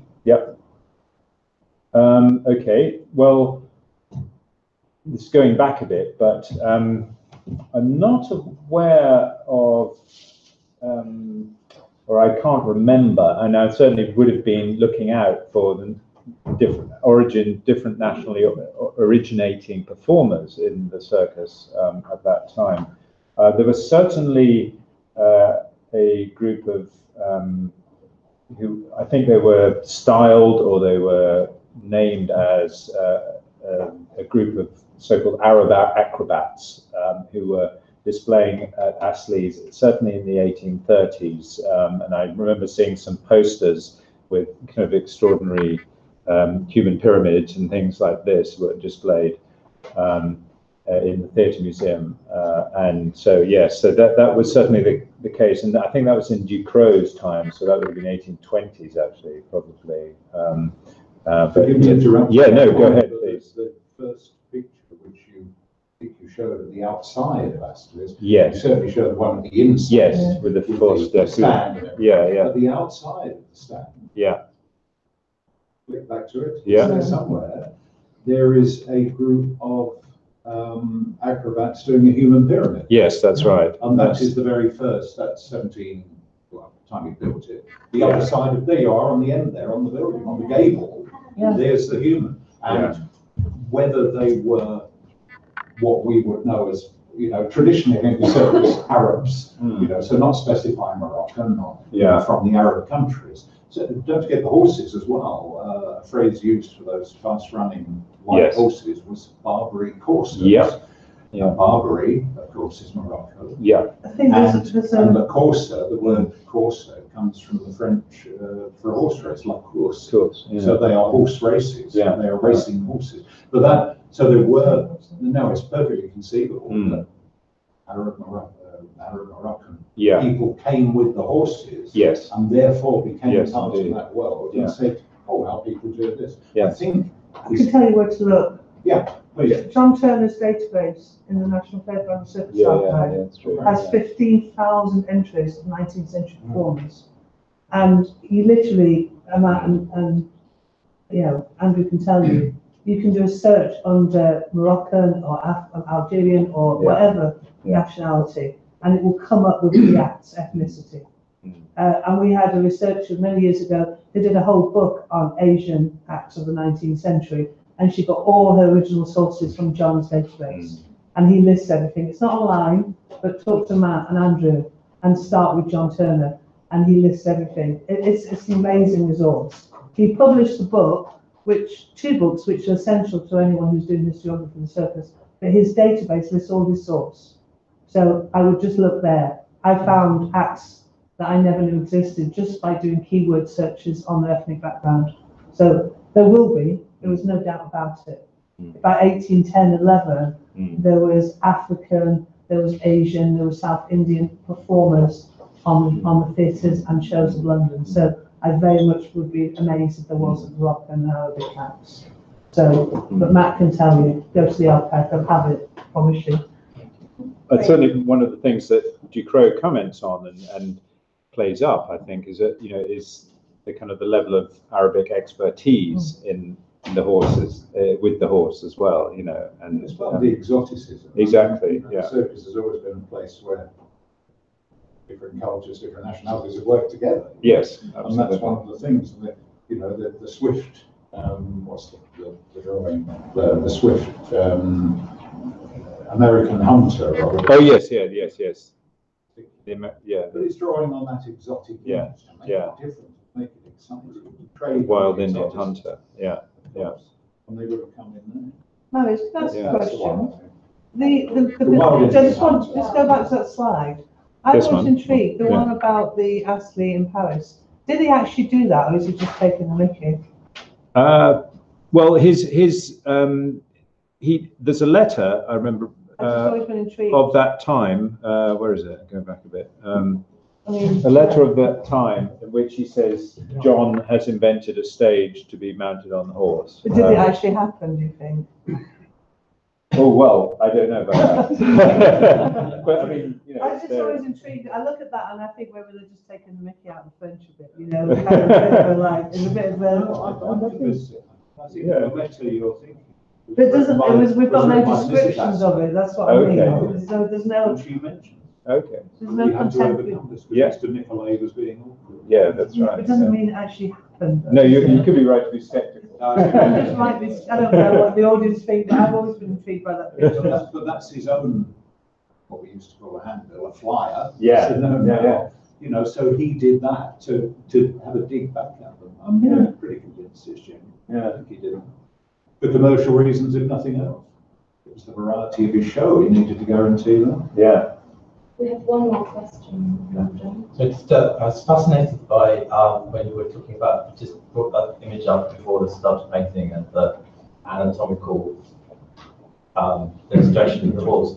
The fascination with the musculature and its supposed transparency for being able to see various interesting things, let's say, and that other exotic animals, so exotic animals, wouldn't have that quality. It struck me that it paralleled how we talk about the human body in the late 20th century performance, physical theatre, dance, and indeed contemporary circus as being transparent of intention, of thought, of action, of passion, and so on. I wonder if that would also be, the human body would have been talked about in this period in a similar way or not, that it was exclusive to the horse, it's this sort of naked body, unclothed, or what parallels there are, or if I'm inventing a parallel that isn't there.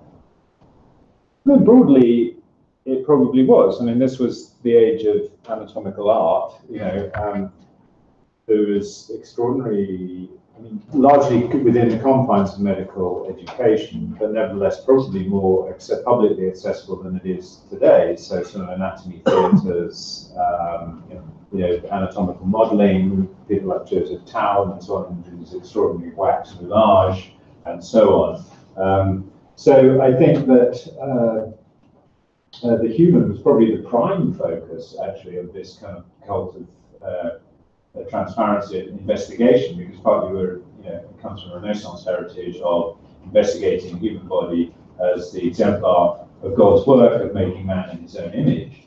So it has a kind of divine sanction in that respect, and also this kind of physician know thyself sort of thing. But I think the anatomization of the horse is seen as kind of social utility. So it's something that might be applied to industry and to to management and socio-economic applications, but also part of a broader extension into the natural world of inquiry and sort of encyclopedic gathering of information. And the horse being something that is so close to man, but a large animal that it's really different from. Therefore, it's finding out its workings as part of that and demonstrating its workings and its mental capacities. Was a point of interest.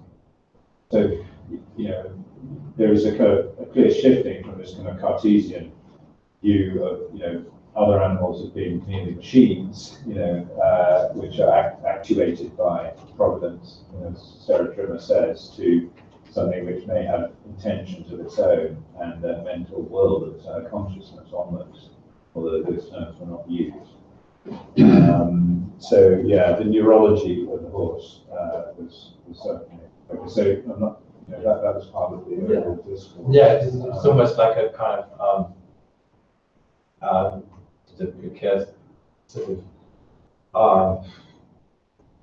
precursing our the way we talk about embodied practices. Yes. This being horse embodied. Yeah. Practice.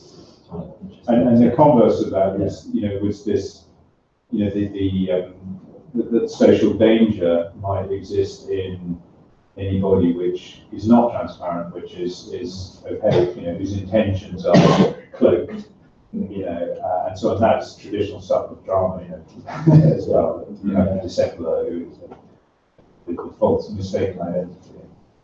But I quickly add to that, is it also because the studies of physiognomy are very, very prominent in the 18th century? Yes. Lavater and others are writing numerous volumes of physiognomy, and that's where the cloaked body, who is a genuine person, and ultimately then the identification of criminals and everything will be happening on the basis of visual evidence, which are also taking a lot from scientific developments. Because face can tell you a lot, if he or she is of a good character or not. Yes. This is something, obviously, this is also a period when I guess the view is still very anthropocentric of the human, of the animal world. So just extend it. Yeah.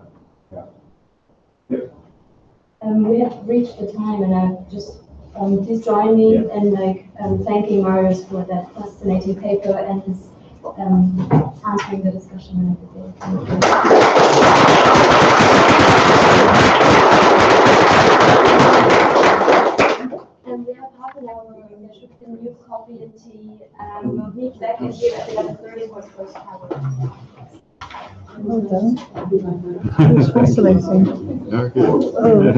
It's quite a long start, but No, I'm doing loads of stuff on the early women performers, and I noticed the difference saying the change in atmosphere in the 1840s. Well, basically 1860, Ida Menker, she just scandalised it by sexualising it completely. Right. Yeah. But earlier before, they're not described in any negative way. No, that's it's right. really fascinating. I'm just telling No, it's fine. We're not saying anything. I'm just saying.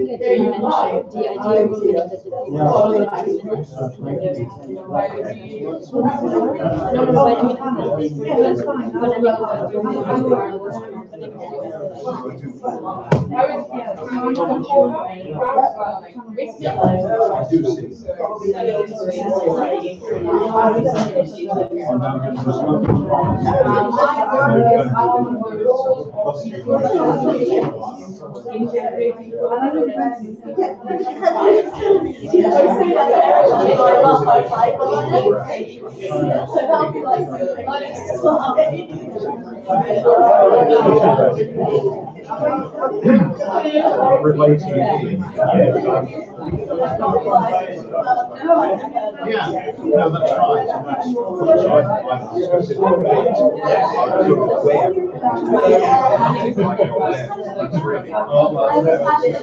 there's quite a bit of heavy historiography in there, but it's quite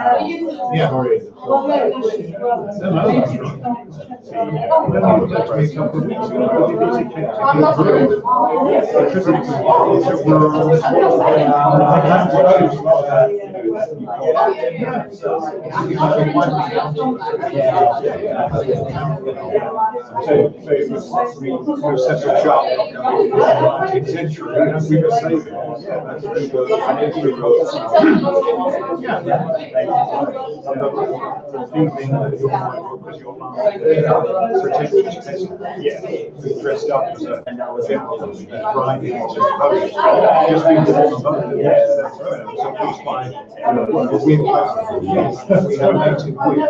there's all those elements. That's right.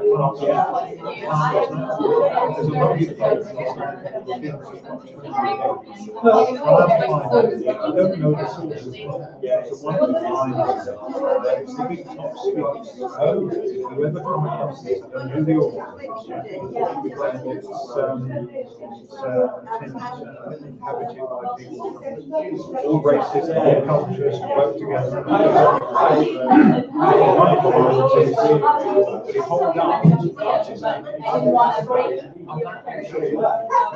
Three-word expression. Taking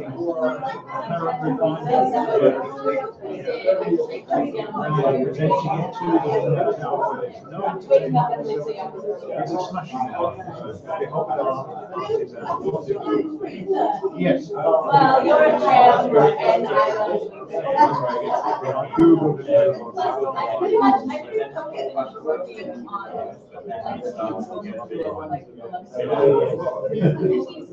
He's going to be doing this film. I can't come to your chair to your next guest.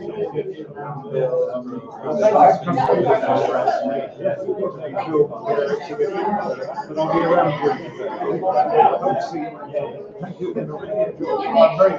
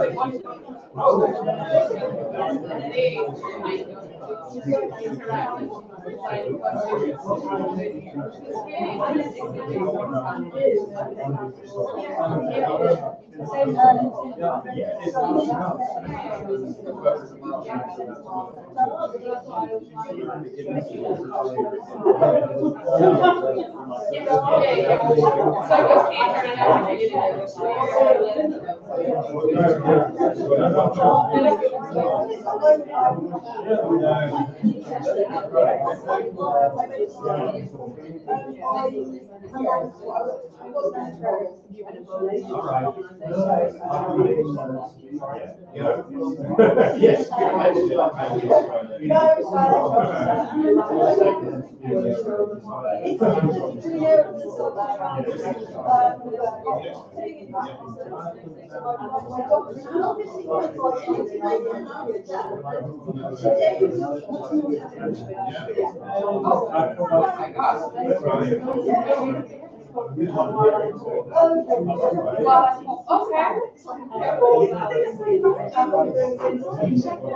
I'll just make it.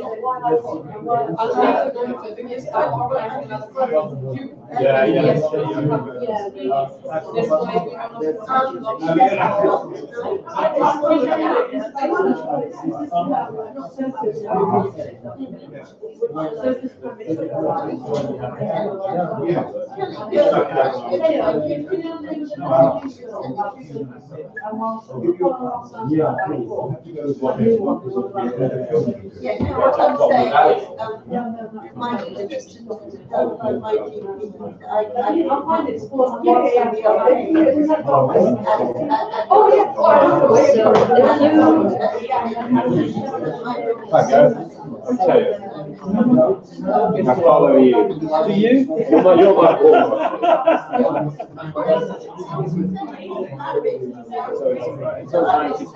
I'll just go up to the desk so that and you can get your sticks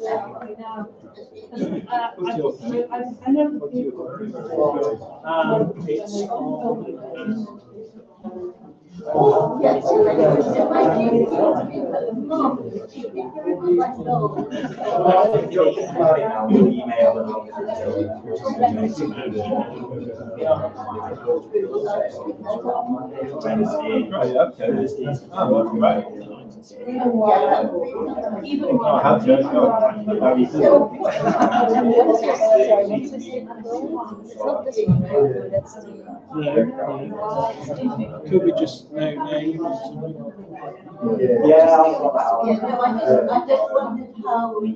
Might be that it's on this. Yes. Do you draw current day market? Yeah, exactly. I know. It's pretty tight, isn't it?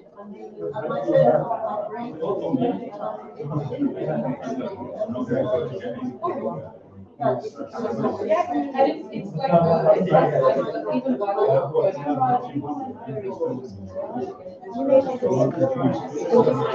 I would like a simple task to copy a presentation from this thing onto. Okay, but I don't know if it's through this one or through this one now. So I don't want to step this. Thank you very much.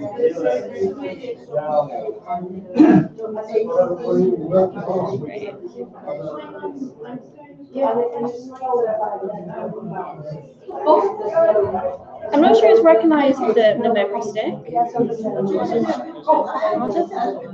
I'll take it. It's not recognized. Can you try put it in the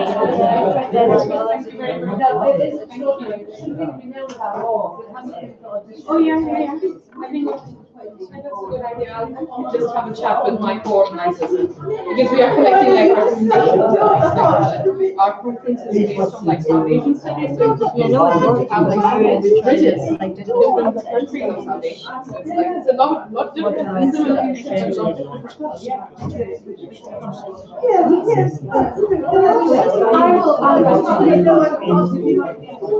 There we go. The reports in here. Yeah, I don't know why it likes that. For some reason we found it. I'm just going to move this forward. Can you, just copy it to the. Okay. All of us are like, everyone lining up. Never relaxed. Yeah, do you want to eject it? Say anything? Yeah. Thank you. Sorry. Okay. It's good not to do this by yourself. I came to talk to you because Urban Angels would like a changing room at lunchtime. Is this something we can provide them with? It's not key. Do you want me to go and have a look around? See if there's anywhere? Yeah. Thank you. Okay.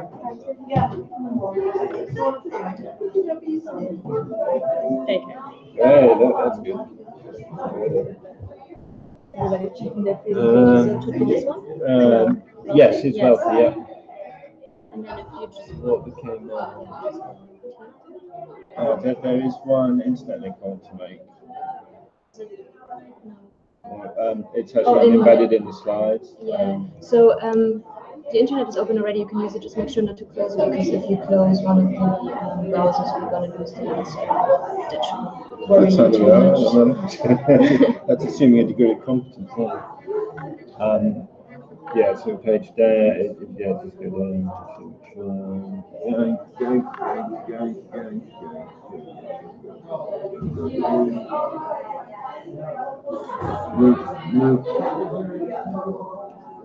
That one. This one? Yeah, so you can go to that one. Just,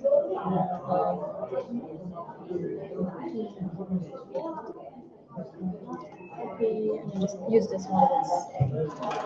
That's me.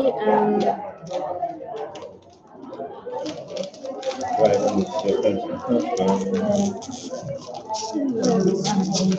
Oh, hi. Nice to meet you. You have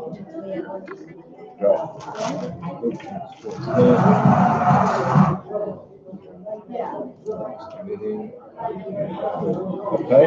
Yeah. Okay, then I'll just remove stick. So it should be open already down here. You can just, if you just click on it, you can. Well, this one is Right. over. Yeah, and then you can just choose one of these. I'm just gonna.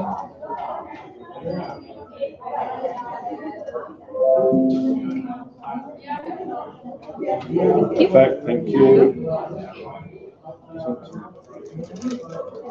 We're gonna do the same thing. I'm just gonna copy it on the desk and then it should be over. And then we import the presentation from here.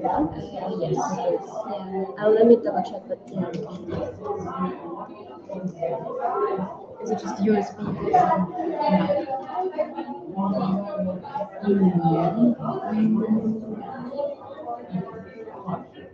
Modern circus.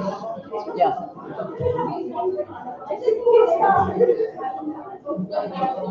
So you just oh, it's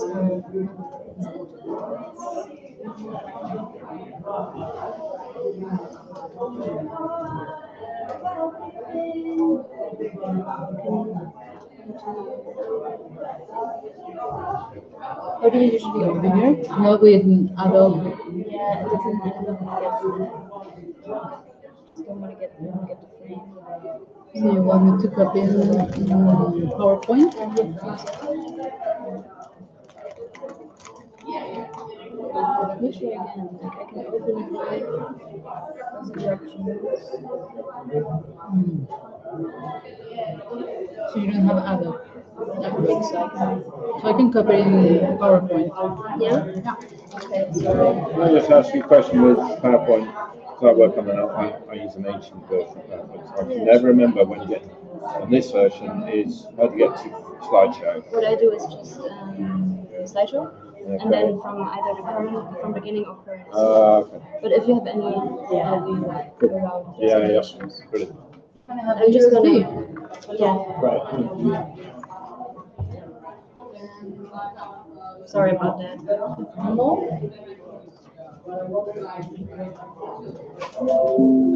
Here you go. Yes, that's the to print, right? Well, also I have a PowerPoint. I just want to check but that it images works. share. Yeah, okay. I'm not sure if you're on this one or the other one. I am in this one. I checked. Oh, you do? Yeah, I already know I'm gonna have to Thank move you. the table. Thank But you. Okay, let me know like what we need to do, like if you need a hand. Yes, that one, yeah. Sheffield folder. So I need both the PowerPoint and the Nazi scene.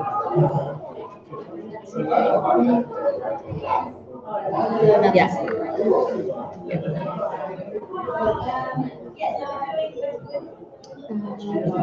And for you to print, if you go back to the drive. Yeah, Sheffield fine. Okay, that's easy. Yeah. Just want to email it to myself in a second. Great. Okay. Do you want to Just see that they work, yeah. Yeah, that's right. So that should work. I'll leave it open so you can just later choose.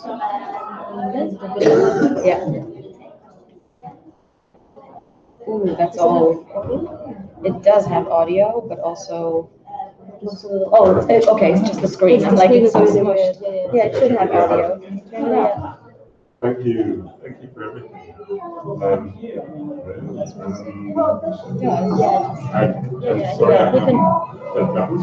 Yeah, it's possible to Great. just that later. Yesterday.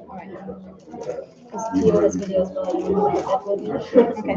I'll also just it will be open in Windows Media for a second, but if you have Everybody. okay, and I'm just gonna use this one. Yeah. And so to have that, I wasn't expecting that. So squished. It's so good.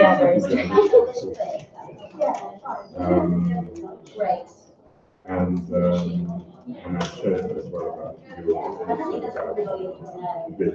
And I think that's very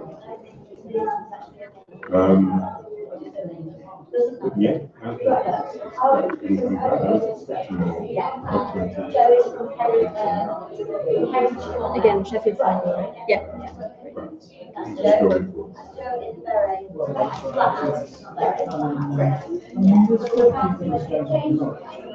Yes.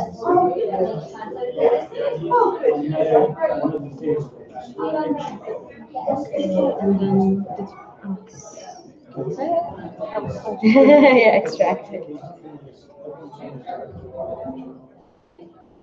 There you go. Thank you.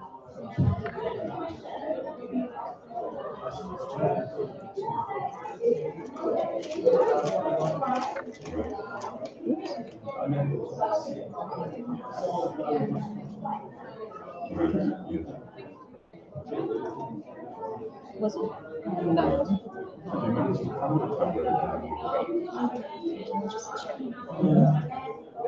Yeah.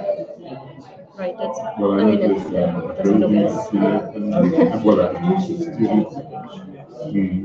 And Well, it's open here already, like you can just show it in the page. Recording this first slide. And we just. Oh, open the right, let's see if that works. I've seen pictures on them. Yeah, got a little video. Oh, yeah,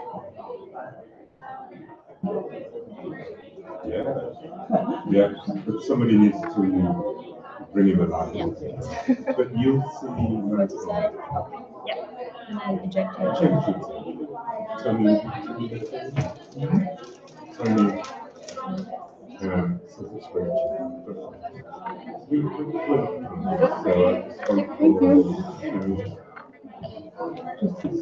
General. So we know that from the previous video. Yes, you put that online, didn't you, on your but yeah, no, I noticed that. Oh, yeah. I was kind of pleased you didn't get it because it's kind of sensational. Because I think it's good to find out that everybody knows. You had to be. Yes.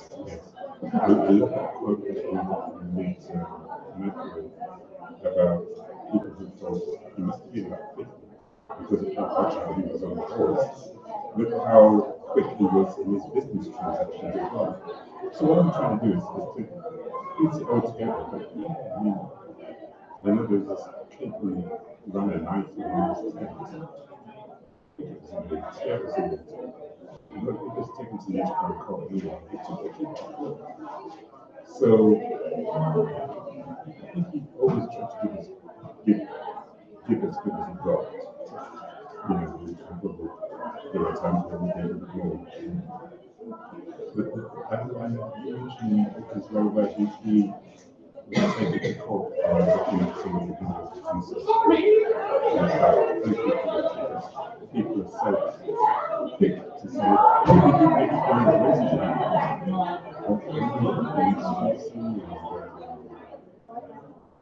it's very difficult. That's a real degradation of circumstance and historical relationship in the real trade that he was trading. For that to happen, the end of his career has been proper. But mistress is so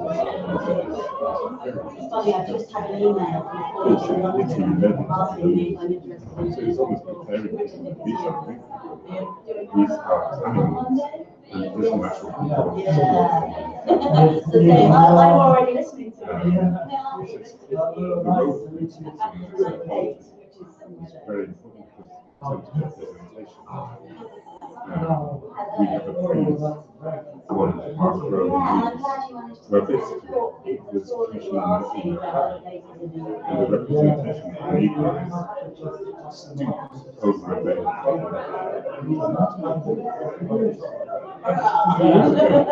but it's just to send a message and he's in advance. So it's an important period because Pablo's expression marks the heart of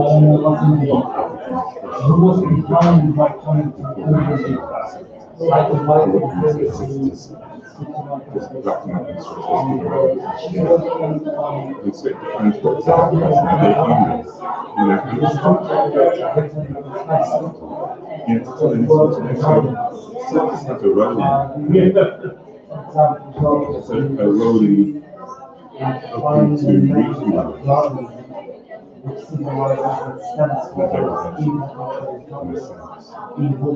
rehumanize but I can understand there's so many other things. That's not the only issue. You know what I mean?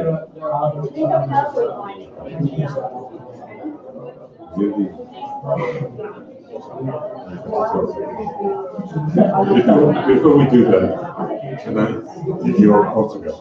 Thank you ever so much.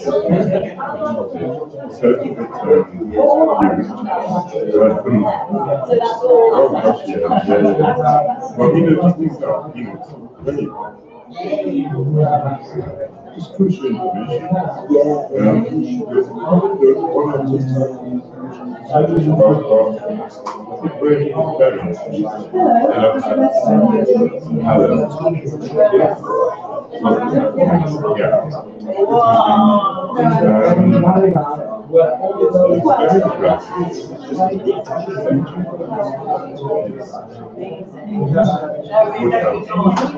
Yes, I didn't want to be preposterous, you know.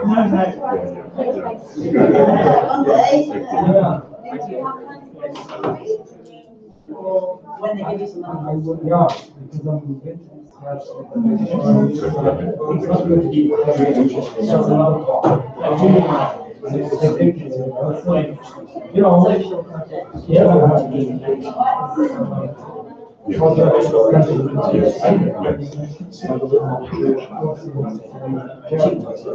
Okay, I started writing your review, so it's really nice to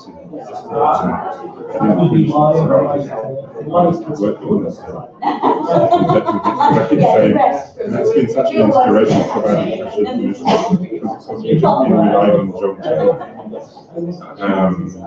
I've got an interesting interpretation of wallet anecdote from the river. That's quite a little village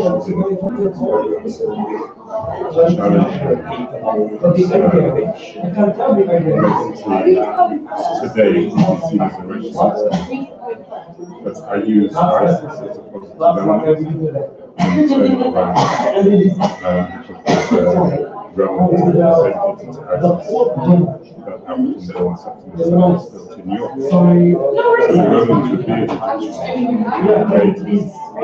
but in my book, the research has a nuclear baby, because she was in fact a nuclear baby before the creation of code, which then and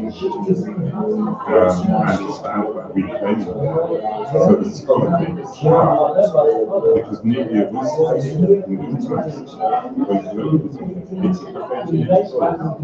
that reference. And so therefore, this Oxonian student is saying the nuclear has to be a nuclear exposition, to be a nuclear too. And that is which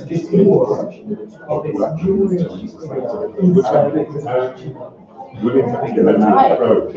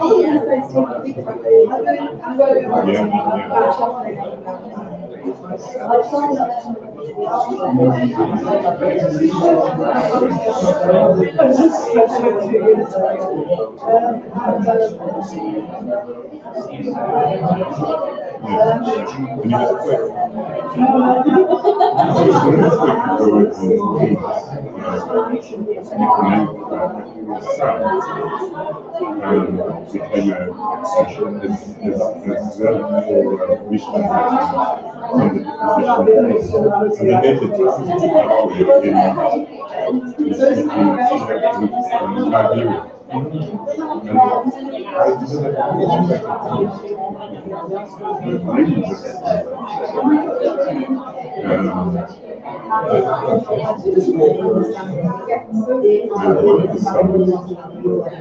spent something like 18 months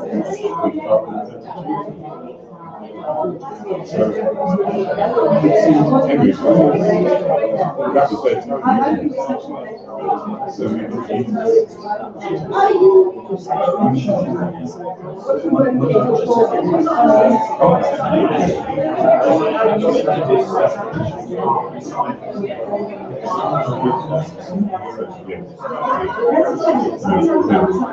and that's why I'm not going and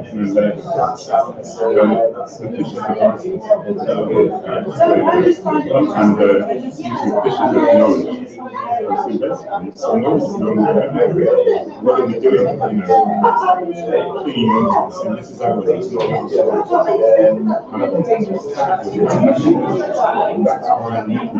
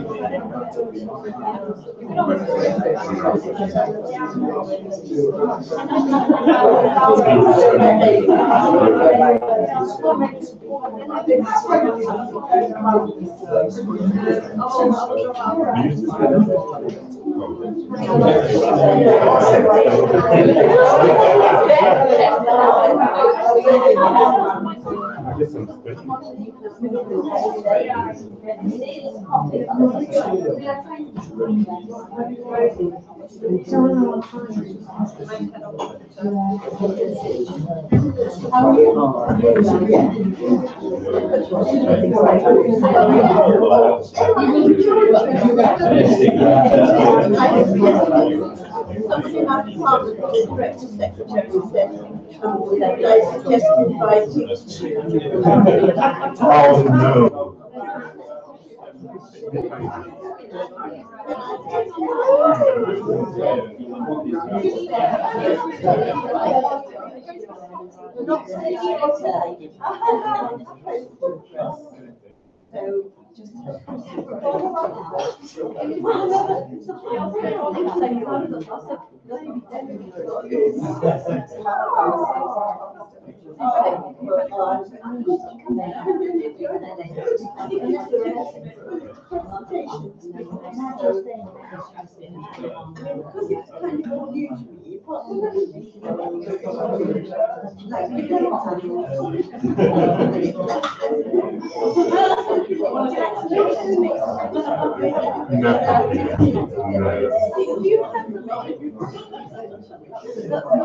Well, I saw you a little.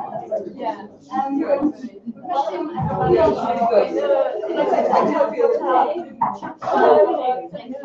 That's what it was.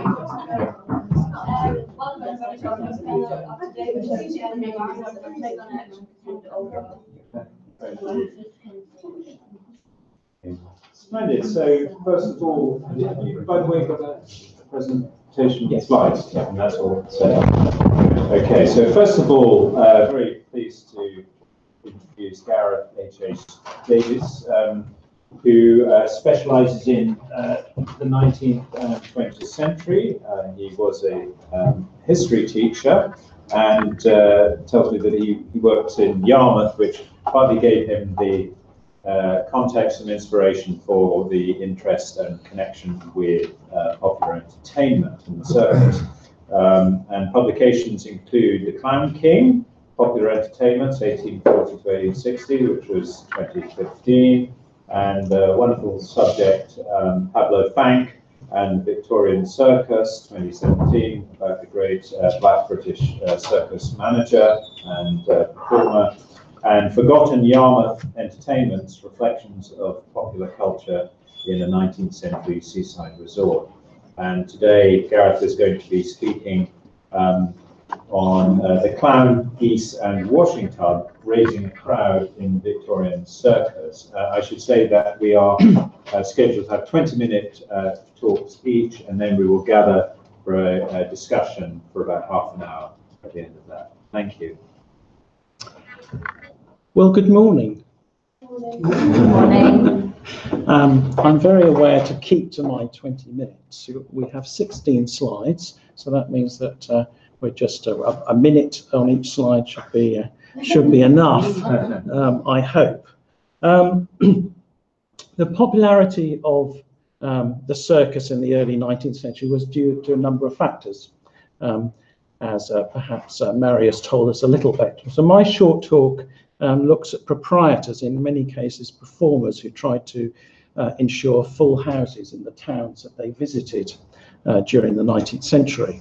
Now, we'll know that critical to any marketing activity is the notion of setting the expectations of your target market.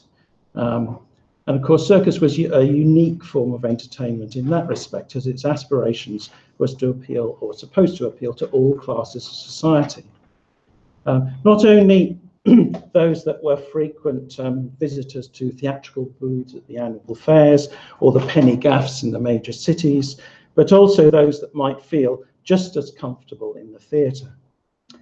Like pantomime, another form that developed in the period, the circus aimed to be family entertainment, as it was the family above all that epitomised Victorian values. My aim, therefore, is to give examples and maybe for you to draw some conclusions as to what they might tell us about the phenomena of circus. Perhaps still actually within living memory is the circus parade when entering a town, and we might therefore associate that most with raising a crowd for what was to become, what was to come in the ring.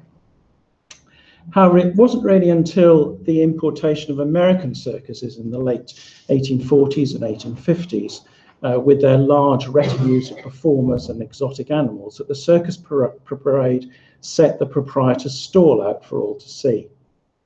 Before this, the provision of additional attractions to persuade townspeople to visit the circus was rarely needed. The excitement of the circus coming was enough to ensure packed houses for the first 10 days or so. Then frequent changes of performers ensured a fresh look to the show. Circuses during the period would remain in the town for at least a month or 6 weeks, and in the major cities a run could last as long as 3 months. Hence the fact that the arenas were semi-permanent wooden buildings or even brick hippodromes, which could seat as many as 4,000 spectators to a performance. It was only towards the end of a run that more inventive ways in which to continue to fill the seats had to be found. One of the most popular ways was to involve the audience, for example, by offering a significant prize in a competition. We can see this example here. Sorry, it's a bit blurry. On one night when Pablo Franchi organised a conundrum night in which the prize was a pony, car and harness to the value of 30 guineas.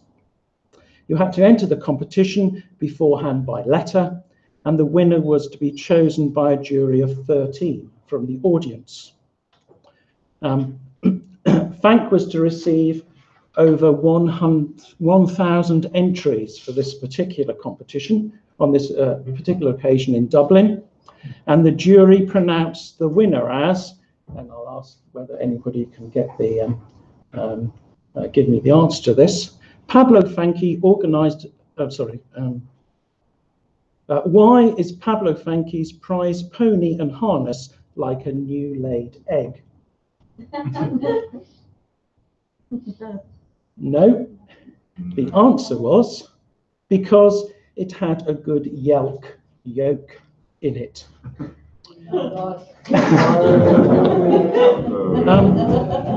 The winner, therefore, as you might expect, caused a riot. The local newspaper said people leapt from the pit, gallery and boxes into the arena in an instant. Men, women and children were seen rolling over in the dust. It was perhaps no wonder that the winner, a Miss Emma Stanley, did not claim her prize, rise to claim her prize, and the pony, together with its accoutrements, was sold at public auction a few days later.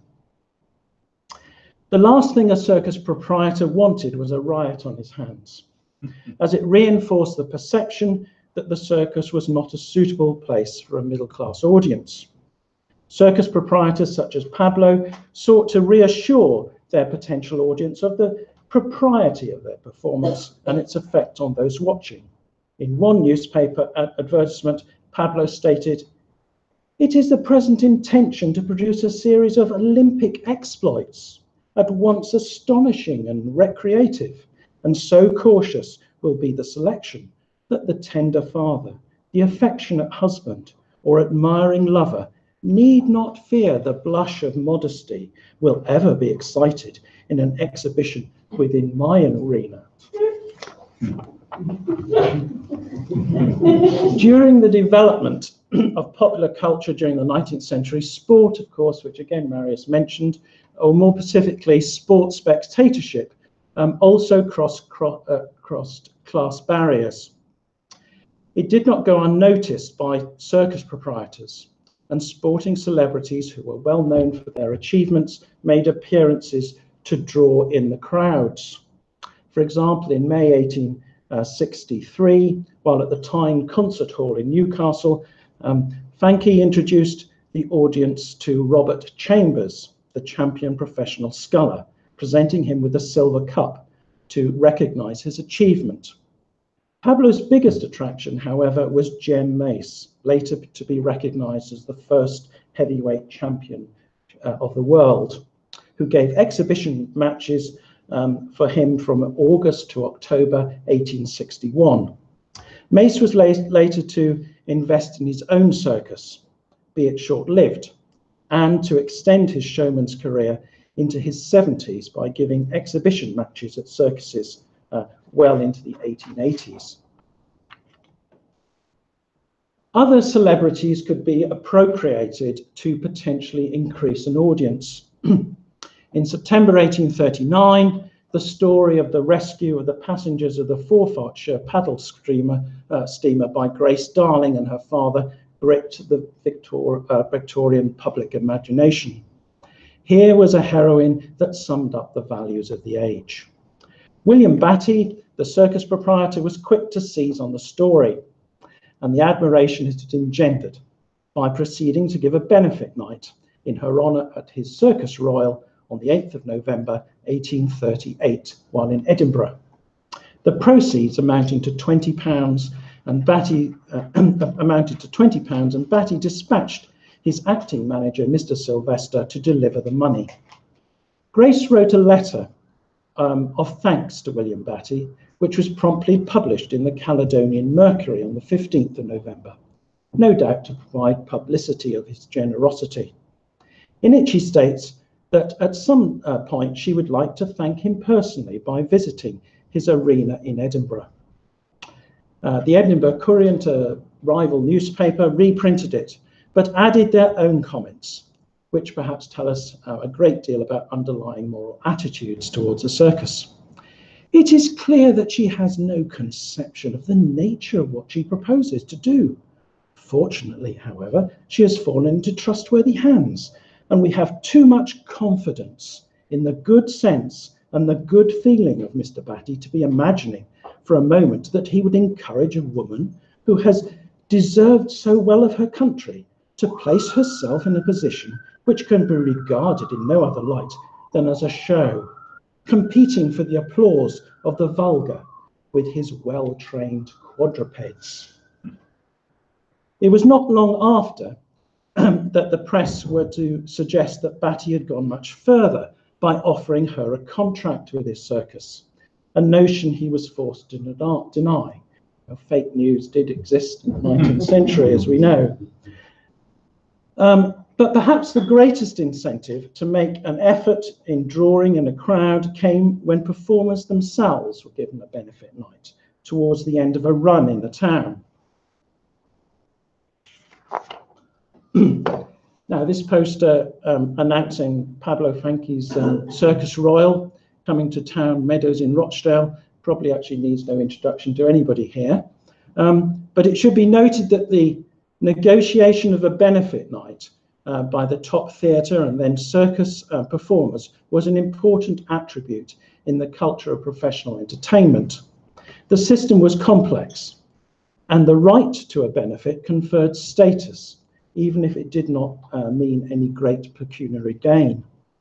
Critical, it also provided a means to gain experience of managing other performers and the mechanics of marketing and publicity, as those that received them had to organise everything from the programme to printing the bills and posters and getting them distributed. Ensuring a good crowd for a performance was extremely difficult, since many of those in the town with a will to go and see the circus will have already been. While some appealed to those that had enjoyed their performance previously, others sought out those that had, for some reason or another, missed or were less inclined to go. The most obvious and cheapest method was to provide a taste of one's own performance, and their own performance that night. And many provided a free outdoor exhibition of their talent. One example of this was Madame Caroline, the Wire Walkers exhibition at Bolton in May 1869. Madame Caroline, who assumes the title the female Blondin, had been announced to give an outdoor performance. She was to walk along a rope stretched from the 3rd story of the old Coronation Mills to the top of the circus, the height of the rope from the ground being about 40 feet, and the distance to be gone over some 80 feet. About 7:30, the lady set out from the window. She tripped along the rope for a few feet with a light and easy step. About 15 feet from the starting point, however, she came to a thick knot, several inches long. She tried to cross it, but failed, and then turned back. A moment afterwards, she resumed her journey. She approached the knot cautiously and partially crossed it, but just as her hindmost foot was leaving it, she stumbled. At once, she threw aside her pole, and in a desperate effort, she grasped the rope. She is a strong and muscular woman, and exerted herself greatly to regain her position on the rope.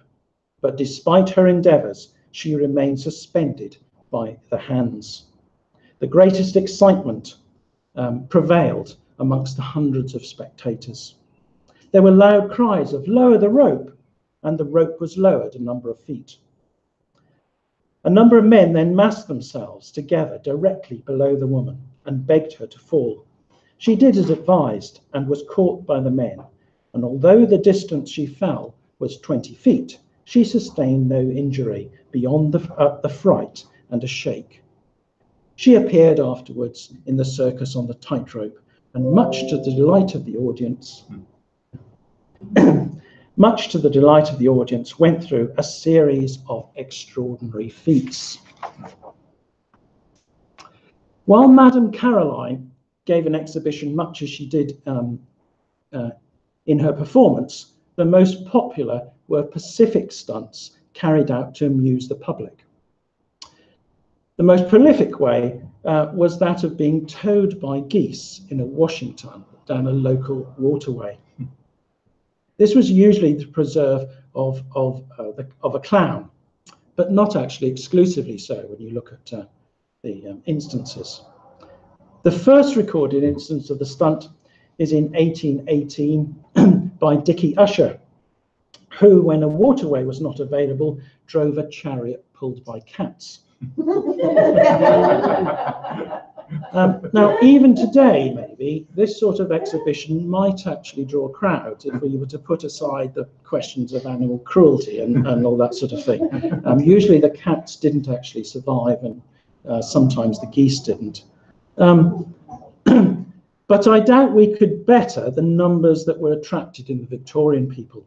For example, when Dan Cook performed the stunt at Wisbech in May 1858, the crowd was estimated at 6,000, which was half the population of the town.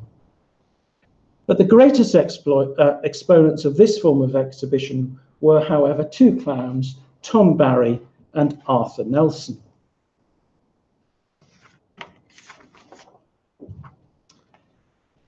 Nelson probably attempted to do the stunt for the first time in Aberdeen Harbour in June 1842. The local newspaper described the scene. On the 16th of June, Mr. Nelson, one of the clowns of the circus, created quite a sensation by a novelty he introduced on the date of his benefit. He announced by handbills that he was to navigate the harbour from the lower basin to Regent Bridge in a tub drawn by two geese. This had the effect of exciting the curiosity of an immense crowd. Many thousands of both sexes lined the quays long before the hour of the exhibition at 4:30 p.m. At an early hour, respectable tradesmen, shopkeepers, learned lawyers, pious divines, sober matrons and prude old maids, and a large number of boys and girls might have been seen making their way down the quays from all quarters of the town and from every avenue to see this wonderful sight. All bridges and spots where a good view could be obtained were one black mass. No launch of the largest of our ships from Aberdeen Harbour ever saw such a crowd as that day turned to see the clown and his geese.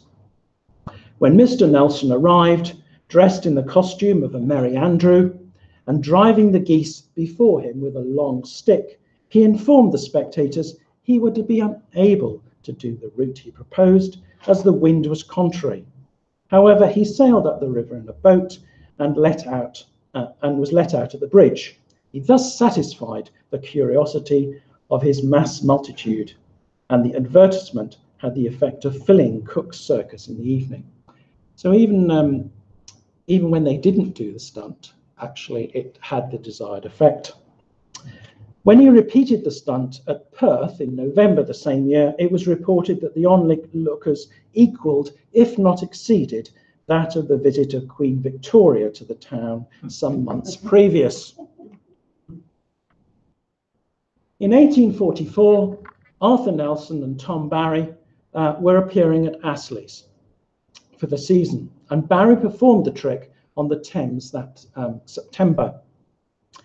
The London crowds couldn't get enough of the stunt, so much so that within the space of a fortnight, the event was repeated some 3 times by the clowns at Astley's. On the final occasion, Barry, Nelson and Twist conducted a race between the Red House and Vauxhall Bridge. The original plan had been to land at Westminster Bridge, but the police prevented it because of the size of the crowd and the number of robberies that had taken place on the first occasion. So the stunt entered the popular conscious, fueling and took a life of its own, swelling the crowds wherever it was to take place.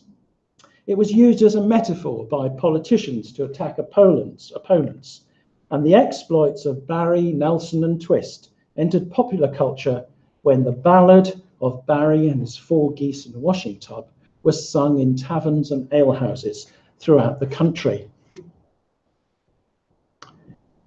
It was Arthur Nelson who was to make the stunt his own, performing it on the afternoon of his benefit night wherever he could. But in May 1845, fate was to play its hand at Great Yarmouth in Norfolk. Nelson had circulated the town with bill posters and handbills in the usual way, as we can see here. The plan was that Nelson would set off from Yarmouth Bridge at 5:30 in the afternoon and, helped by the tide, sail up the River Yare and into the Bure, finally alighting at the Vauxhall Gardens, a small pleasure gardens next to a suspension bridge that crossed the river. So as Nelson slowly advanced across the Yare in his tub, entertaining the multitudes, the thought of tragedy must have been distant. Yet everything didn't proceed as planned, but the strong tide current drew the tub and the boat, pulling it by a weighted rope, further than expected up the Yare and into the mouth of Breydon Water. The delight heightened the expectation and excitement of the crowd in their hundreds, lining both sides of the river. In excess of 400 had gathered on the suspension bridge, jostling for the best view. On hearing the shout, "Here come the geese," they moved to the south side of the bridge en masse. One observer later commented, "The bridge, once convex roadway, had flattened, and with hardly a warning, the excited crowd was projected into the river as one side of the south suspending chain gave way." 78 people, mostly women and children, were to lose their lives that afternoon in the cold waters of the River Bure. The disaster being one of the worst engineering failures of the 19th century, when subsequently it was discovered that a fault in the welding on one of the suspending chain's links had not been noticed when the bridge had been constructed in the late 1820s. The disaster itself was to have a profound effect on everyone connected with it, including Arthur Nelson, who, as the Times reporter sent to the town following the disaster tells us on Wednesday, the 7th of May. It is generally stated that Nelson the clown, the unhappy yet innocent cause of this sad catastrophe, has been very deeply affected by the consequences of the foolish exhibition in which he took so prominent a part, and that he has suffered great mental and bodily anguish. He left Yarmouth last night. Indeed, it took some 2.5 years before Nelson was to reprise his stunt, a trick actually he was to undertake at least 334 times in his career. What can be said, therefore, about raising a crowd in the Victorian circus. While outdoor performance by street entertainers, acrobats, and their like were a common sight before circus became the phenomenon it did in the Victorian period, circus placed these entertainments, of course, in a formal context and regularized performance on an industrial scale, making such shows so-called safe as family entertainment. Outdoor exhibitions kept the tradition and connections with common people that ensured continuing popularity. As all entertainment reached beyond its established clientele to appeal to a wider audience, circus was one of the first to both reflect and create a universal popular culture around itself. Circus, together with other forms of entertainment in the period, moulded modern entertainment, communicating its form to a mass market and therefore appealing to all classes. This, of course, was its great success. Thank you for listening.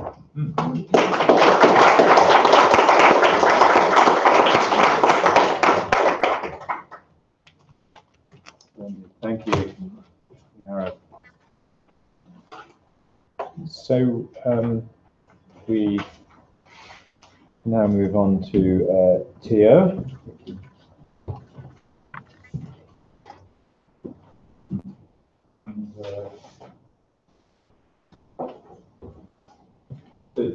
Theo is going to ask the simple but no doubt revealing question, what's going to happen to new circus? And Theo is, he started out as a clown, unicyclist and project leader as founder of Sheffield's Lead Mill Circus in the early 80s, training in Paris. He was circus development worker for the Arts Council 2 years prior to being co-founder and then chief executive of the Circus Space, the National Centre for Circus Arts, for 15 years. I well remember when that opened. Theo stepped away from circus for 10 years to run a number of other organisations, and he's come back to the circus and helped in the revival of the Greentop Community Circus Centre, where he's currently Centre Director and continues as a consultant. Theo, thank you. Thanks, Marius. Good morning, everyone. I've got stacks of slides, so I'm going to go really quickly. I'm super ambitious. It's a pleasure to be here and to coin this question, what became new circus? Whatever was it?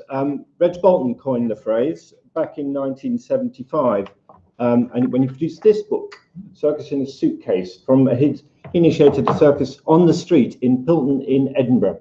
And that's absolutely what he was about. He was about bringing circus back to the street. For him, that's what was required. Just to quote him from the start of that book, why am I inspired and hopeful for the future of circus? Because circus is coming back to where it started, to the streets. So for me, where it started was in the streets of Sheffield, in this very city. I was a student here at this university, in fact. And along with two of my friends, that's myself and Charlie Robinson on the right, and that's Stephen Doldry, a name you'll probably recognise, on the other side. Stephen wanted to put a show with a character on a pair of stilts. So we made a pair of stilts. We got hooked. We hired a unicycle for £1 for the afternoon from Butterworth's. Can you believe the bike shop had a unicycle? Fantastic. And so started the Lead Mill Circus. It started off as a once-a-week class, open to everyone. We all taught ourselves. And very rapidly, we started making shows. We were on the street, but we went all over the place. We were in old people's homes. We worked a lot in schools and residencies, quite long periods in schools, in fact, and taking shows into schools, but also working with people of all sorts of abilities. At those times, they were called physically handicapped and able-bodied clubs, FAB clubs. But we really wanted to find places to train and develop ourselves because there wasn't any. And we were all self-taught. The first kind of opportunity there was around at that time was a thing called School for Fools. That was in Reading. And as you can see, it's pretty much a hippie setup. It was very much part of what you might call now the counterculture of the 80s. And I think that had a significant part to play in what New Circus was trying to do. It was trying to make change. So that was my first experience of formal training. I then went off to Paris to train, but meanwhile, in Bristol, other training was going on. Full-time was started. The first formal education in circus in this country. And it's obviously still going now in the form of Circo Media. And that's Richard Ward, the original founder, on the other side. Meanwhile, back in Sheffield, folks, and this is an unashamedly first-hand experience of New Circus. I really mean to say that, because I know there's people in this room who I might not be mentioning as part of this story. This can only be my story, and it's a very much a Sheffield, London, Sheffield story. But there are other things going on in Yorkshire which you'll hear about. But this is Brett Jackson, who no story of circus in Sheffield cannot go without mentioning Brett, who set up Swamp Circus and toured shows. Importantly, this show, the Egg Show, was commissioned as part of the World Student Games. Now, those who are residents of Sheffield are still paying for the pleasure of the World Student Games. This is one of the outcomes from it, and it brought together some of the key players who are still around, still behind Green Top, still behind the Victoria Circus Space, Victoria Works Circus Space, and still behind Cabaret Boom Boom. So moments like that are really important for actually bringing artists together. Meanwhile, elsewhere in the country, in London, Rara Zoo had formed in 1984. I think a very good example of how New Circus was informing performance, not just participation. And this was very much combining circus, comedy, and theatre. And they were proud to be flight case ready. They weren't touring in a tent. They were able to perform all over the world. And that's how they saw their world. They spawned companies like the Gandini Juggling Project, which is still very, very much alive. Other touring companies of that time was Snapdragon in their tenting show, Circus Burlesque, No Fit State had started, and the emergence of companies like Skinny the Cat. There were more theatre-based and street-based companies like Mama and Dada and Circus Senso. There was a lot going on. I think that's really important to say. We assume that the current practice of contemporary circus is a boom time. Actually, there was an awful lot of quite large-scale circus performance going on in the mid-80s. And I'd say possibly the high point of that was the London International Festival of New Circus. And I just want to say a couple of words from this brochure. This is brainchild of Adrian Evans and Nigel Jameson, of which I took part in terms of a participatory workshop program we ran as part of this festival. But the way Adrian framed New Circus is a really good explanation of what its aspirations were about. In London, some 220 years ago, European circus was born. Today, just a few hundred yards from that original site, the London Festival of New Circus celebrates a new form of circus, drawing on past traditions, but revitalizing and reinventing for today's audience. That's absolutely how New Circus was perceiving itself.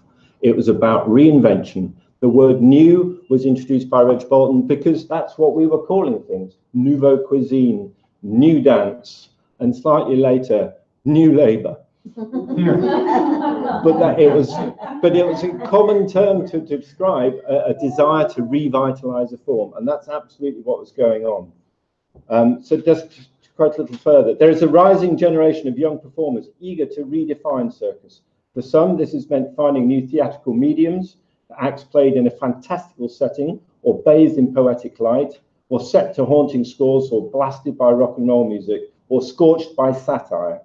New Circus has offered participation, challenge, and thrills to the kids in the inner cities, giving everyone a chance to juggle, walk on stilts, or ride a unicycle. And that's where I came in, unicycle. So New Circus was seen as a flagship for change. And as part of that was bringing in companies like Archaeos, who I have to say were extremely formative at that in changing perceptions of what circus could be, absolutely celebrating the debauchery that was being challenged by Marcus earlier on. Their brand of motorbike and chainsaw circus absolutely being celebrated. In fact, I've got a few words from Pierre Bidon, who was the artistic director, being interviewed in The Guardian at the time. Pierre Bidon, a founder of Archaeos, one of the most radically different companies to be seen in Europe for years, and one hell-bent on dragging circus into the 20th century and making it relevant to today's kids, he believes that new circus is really the most traditional. What has happened, he says, is that in the past, each circus has had a specific character. Some were known for their clowns, some for their animals, others for aerial work. And then, after the war, there was a new commercialism that stepped in, which has had the effect of making so much circus very similar. The new circus goes back to the roots by restoring individuality. That's one to discuss later on. So at that time, there was a call for more training space in London with the startup of Full-Time in Bristol. There was a huge groundswell in London to create a space, and this was the first iteration of circus space in North Road in London. Started in an old omnibus works, and within 6 months, it was absolutely heaving. And it was a place. It was too small for the flying trapeze, so we had to cut a hole in the side of the wall to swing through. It was that kind of place. We were experimenting. It was a whole trial. We were introducing skills of people who had traditions that were about to disappear. The guy on the far right here is Johnny Hutch. This picture was taken in 1927 as part of the 7 Hindu stands. Johnny Hutch was a musical performer whose acrobatic teaching was absolutely fantastic. And making sure skills like his were captured and carried on were part of what Circus Space was trying to do. The same goes with Joan and Barry Grantham, whose eccentric dance skills were kind of legendary in London, informed a whole generation of performers. And 3-month courses ran, kids classes ran. It was an experiment in how to engage people and create new work. A touring flying trapeze show was taken out on the road. And within 3 years, it kind of proved its point and burst out of the building. And, oh, that's Johnny with, there's a bit of lineage for you. So there's Johnny with the likes of Ken Dodd and Eric Sykes. But we burst out of that building and had to find a new one. And this is what we found. This is an old power station in East London, and became the focus of all my energy for the next 15 years in terms of raising funds and resources to make it change from that to that. I love that picture. So this space opened in 1994 and now has hundreds of users, and I'm sure I will tell us about, well, I will have an opportunity perhaps later on to say something about that if we give it that. But what we discovered in the process of developing that building was that the language of how we were explaining New Circus was changing. So this is the capital fundraising brochure written in '93 for that development, done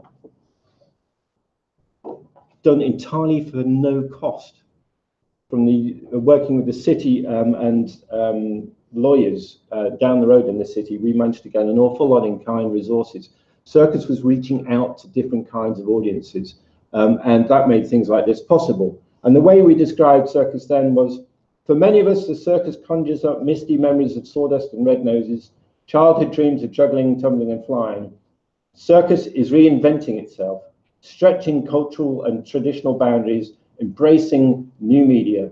The result, contemporary circus, an exhilarating, visually stunning and provocative performing art. So there's a desire to find more language than just new, but it's still about how do we grow this thing. So Gilles Saint-Croix, who was the artistic director at Cirque du Soleil at that time, he used the phrase, the reinvented circus. It opens doors to fantasy, to a voyage to the heart of an imaginary world. It's a happy marriage of athletic performance and emotion. So there's a real desire to still keep with that kind of, let's change things, but the word new was kind of starting to disappear. But in terms of making new friends, yes, so that's my city story. And that relationship with UBS is still going on, incredibly. And they're an amazing outfit for an investment bank, but you won't believe how much support they put into that organization. So the influence of New Circus was making strange and new friends, and friends across Europe. This is so Space became a founding part of the European Federation of Circus Schools and was speaking at conferences all over Europe. So relationships were building everywhere. Meanwhile, back in Sheffield, Swamp Circus, and Brett managed to convince Annika Rice to come and pay a visit and became a feature for the Challenge Annika program. And the St. Thomas Church building that is now the home of Green Top Circus was born at that point in 1996 to much pomp. So I won't play that clip, but if you look onto YouTube, there's a fantastically funny clip of that whole process. And of course, no story like this can be complete without talking about Cirque du Soleil's arrival and huge impact. And the links are all there. People like Brian Andro, or that's his stage name, Brian Dewhurst, who was a patron of Circus Space. He was a performer in Circus Senso. He was a gymnast originally and became a gymnastics coach. He toured in this show for over 10 years. He brought his family to Las Vegas, and they then joined in the show and were performing in other circus shows in Vegas and with Cirque du Soleil. So there's been a real progression of artists and connections like that. And of course, they were building a massive new audience, and others followed, like Philip Gandhi, sorry, his Cirque Surreal show, very similar vein. And all those kinds of things, that groundswell led to the possibility of establishing the first higher education program in circus, which Circus Space initiated in 1998. And those resources made it possible to respond to a phone call that I got in March 1998 that said, can you train 160 people to be part of the big show we've ever made? Which was the Millennium Show in the Dome, where they were looking for two casts of 80 people to perform up to 5 times a day. And with the resulting audience, even though the Dome was deemed to be a big failure, the central show attracted over 6 million people. That's a massive, massive audience for circus. And it had a profound effect on all the work that was going on in what we might call contemporary circus at that time. It meant that the kind of training we were doing was raised to a new level. The higher education conversation program we just initiated with Central School of Speech and Drama suddenly leapt to a new level.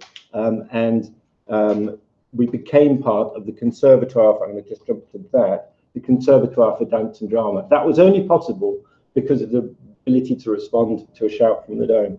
And to be part of the Conservatoire for Dance and Drama placed circus at the top table of training in the performing arts. That's a significant moment to have established for the circus arts. But to go back a bit. Oh, so I want to play you a tiny clip, if I may. I don't know how to do this. Do I think?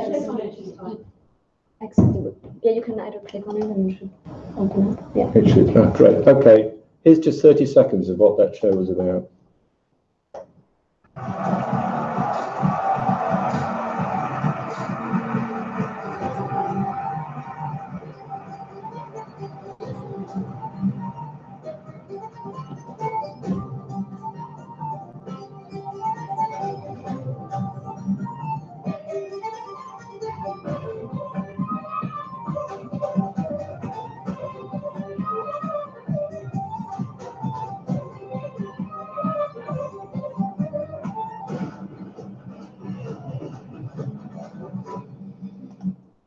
Okay. Oh, now then, I go here, and I go there. From front line, yeah. Okay. So we got to that point. At that point, I jumped ship. I left circus for 10 years, and I ran a number of other organisations, did loads of other things, and then got a phone call that said, can you help Green Top? And I decided I can't let my hometown school struggle. I want to make it come back to life and be as strong as it possibly can. And from that perspective, it's helped me look back and say, what has this new circus thing done? And there are some amazing things that I think are part of the kind of legacy of what that vision of renewing circus can be about. This is a project that Green Top are involved with the National Centre for Circus Arts and Grey Eye Theatre Company, helping Grey Eye make a show that works with former members of the forces who are largely amputees to make a show, to be on stage using all the kind of stuff that we know are central to circus performance. There's so much work going on in the social circus realm, and what's significant is how much evidence is being developed as well in terms of its benefit to society for so many different kinds of groups. Work like Ali Williams' touring show, which is engaging people who are kids who are engaged in slavery, who were slaved into circus, who are now no longer, but are now Ali's helping them make a show, touring that show. This is a project we've just helped Mark and Natalie Inside Out, using a lot of technology to explore what is the nature of circus performance, and to do that live on stage. There's a lot of change in terms of how we're performing. People like Extraordinary Bodies, who are developing circus in a completely different way. There are more festivals going on, like at the Roundhouse and Udderbelly, and there's big events like the big youth circus event, the annual National Youth Circus event. So, which brings me to the end. This is where I'm at right now, and I think this is where this demonstrates the kind of legacy that New Circus gave us. This is an event that Green Top just held as part of our Circus 250 celebrations, and it brings together a commission of new work, which joined up dance, acrobatics, clown, climbing. It involved shows by young people from our local neighbourhood, but largely from the Roma community. It involved a massive show by youth circus performers, and then involved professional development opportunity for artists. So that's the kind of legacy that New Circus gave us, and that's still thriving. So I believe that it's given us the power to evolve, and that's what circus continually needs to do. It must not get frozen, it must evolve, and that's what New Circus has given us. Thank you. Thank you.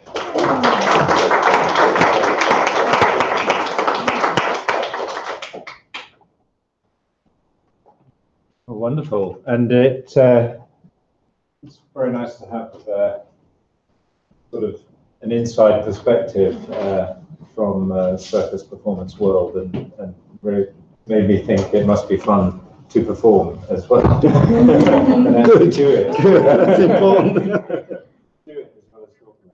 So thank you very much. So it's Olga. Yes, Olga. So I guess you're set up as well. Right? Yeah, so You're right. You're already doing. So Dr. Olga Lucia Sorzano is going to talk about modern circus and the origins of the circus as a performing art. Olga is a visiting lecturer in sociology at City University of London. She completed her PhD in cultural and creative industries there. She's also got a BA in economics and MSc in economic and social policy analysis. She's extensive experience of policy making in Colombia and Britain in the areas of education, culture, and international relations. And she's worked for circus organizations such as the National School, is it Circo or Circo? Circo. Circo. Para Todos, Circus Brawl in Colombia, and the London-based production company, Circo Colombia.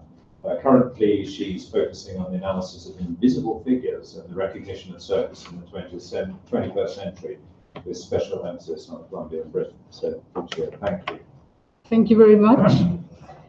I will start with a contemporary anecdote.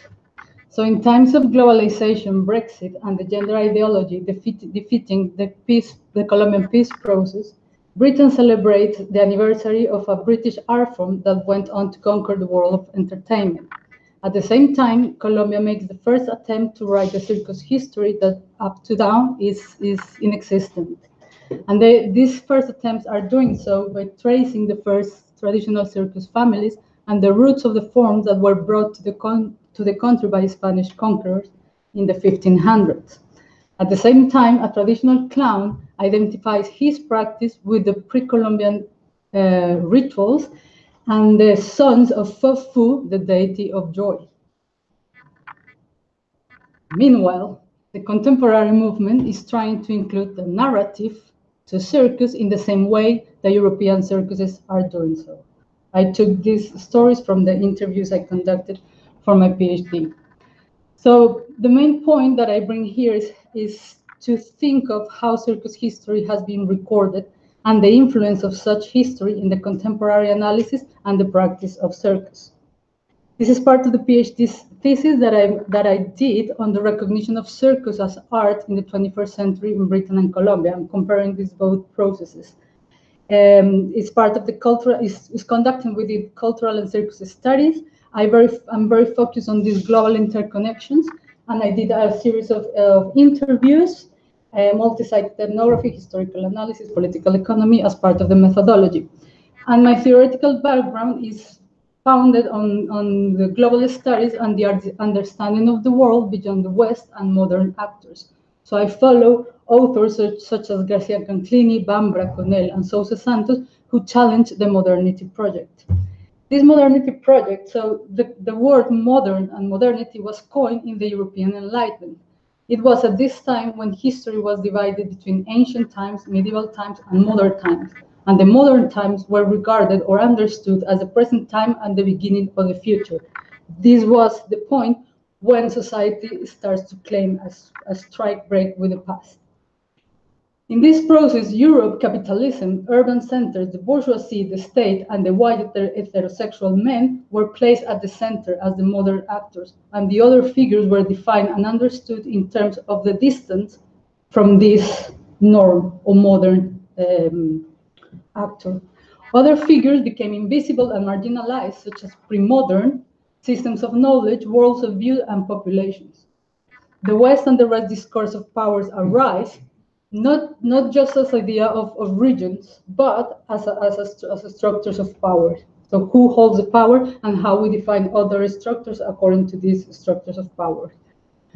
The modern world was then understood as the achievement of Europe and the West, rather than the result of connected histories and a historical process. My argument is that circus did not escape, or the history of circus did not escape this modern invention of time and history. Modern circus and the 18th century Europe are placed at the center of the story as the beginning of the present time. My argument is that this gives us a limited view and a reduced possibility of understanding circus from a wider perspective.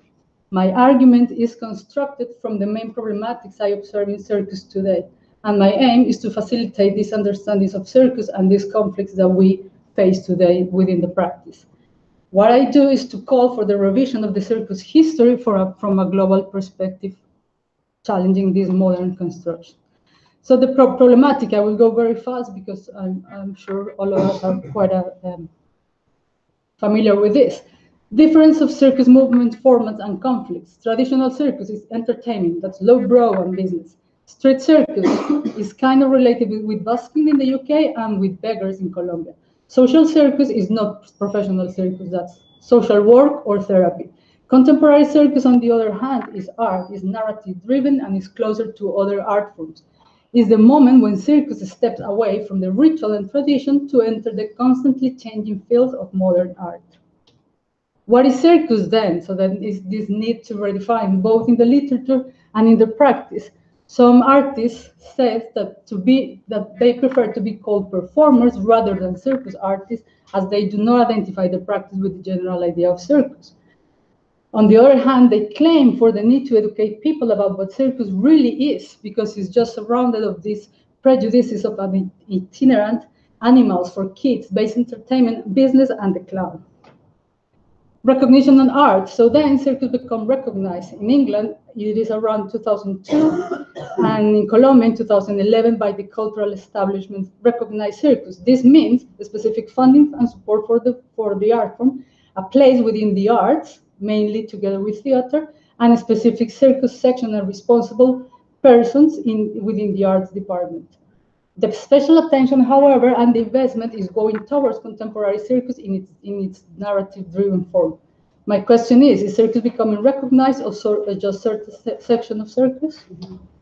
At the same time, there is this general claim of circus as an international and diverse form, again, both in the literature and the practice, where they define circus as limitless, a spectrum, or a tight circle, and so on. However, the historical construction is not that diverse. First, circus is synonymous of modern circus. Pre-modern forms or those that were called histriones, saltimbanquis, circulatores, or Chinese acrobatics are not regarded as circus. They are regarded as a distant past or the roots of circus. Scholars debate whether these ancient forms are part of the circus lineage or not. However, we find this kind of phrases in the literature, like the circus proper, circus before circus, or circus as we know it today, no matter that we don't really know what circus is today. The origins of circus is, or this modern circus is regarded as the big moment because circus became a performing art and a distinctive generic form, a commercialized entertainment, or an institution. So modern circus is the beginning of our current history. So these are the elements that I recognize in the literature that they attach to modern circus. Is the moment when Astley brought acts found in the fairgrounds to the ring, that circus became an organized form rather than this itinerant and disorganized act. A distinct venue that in fact was closer to theater and was private, no public as the fairgrounds. It acquired an international dimension. It was recognized by the royalty, and a stage and narrative was added to the question ring. And also the artistic professionalization. There was investment, and the form was pushed forward thanks to the new investment. So this just brings me, I think, it's not this just a form of enclosure and capitalism, or the immersion of these circus artists into the social, economic, and cultural and political moments of the time, as many authors have argued and we have seen. It was the time that this form was accepted by the bourgeoisie and so recognized as art. The main moments of this history are central or focused in the West: capitalism, urban, the bourgeoisie, and the white men. The fathers of circus are Philip Astley, or Charles Hughes, or Antonio Franconi, who were the managers, the entrepreneurs, and the proprietors. The main moments are recorded in Britain, France, and the US. Spade, when he wrote his World History of Circus, he says that he will focus on these three countries because that was the place of the origins, the main transformation, and the respectability as art. Stoddard, on her hand, says that she's tracing the formative structures of the form called circus, and that's why she also focuses attention in Britain, France, and the US, without including China, Russia, or South America. The ascendance and the decline of circus are centered around the urban centers of the bourgeoisie. The golden ages in the UK, for example, are placed in between the 20s and 40s, and sometimes extended to the 70s, when it was a Victorian entertainment. The decline, on the other hand, is at the turn of the 20th century, when it became a mass form, when music halls, cinemas, sports TV became the new entertainments of the urban centers and the middle class. Circus was displaced to the peripheries. So what happened with invisible figures are the others? What happened with Patty Astley, Hannah Astley, or Mrs. Hughes as the inventors and mothers of circus? Or what happened with the non-Western performers or non-Western performances as the foundations of circus? What happened with Chinese acrobatics as part of this formative character of circus, or the first circus school in Moscow as the greatest moments in circus transformation? What happened with Blackpool Tower, Bertrand Mills, and the best shows in between wars are not a part of the great moments of circus and golden ages? The success in rural and peripheral areas are not golden moments of circus? The contemporary circus is following a kind of similar story. So it has 250 years of history. New circus and contemporary circus happen in France and other industrialized countries. And social circus is Canada's Cirque du Monde program, while in fact it was a movement that emerged in Brazil and South America. And Cirque du Soleil was the sponsor of this movement, and years later appropriated or associated with Cirque du Monde. So modern and contemporary circus are not these two moments in time where a circus becomes recognized by the cultural establishment and the elites. So the turn of the 19th and 20th centuries are recognized as the emergence as performing art in the 19th century and high art in the 21st century. Is the institutionalization and formalization of an itinerant, ambivalent, or unrecognized, invisible, peripheral form into a correspondent parameters of the center and the future world. The 19th century, they became from vagabonds into artists, from craft into art, from artisans to professionals. The 21st century, from low brow to high art. Techniques and skills became into art. Is this an evolution attached always to theater, narrative, and the recognized arts?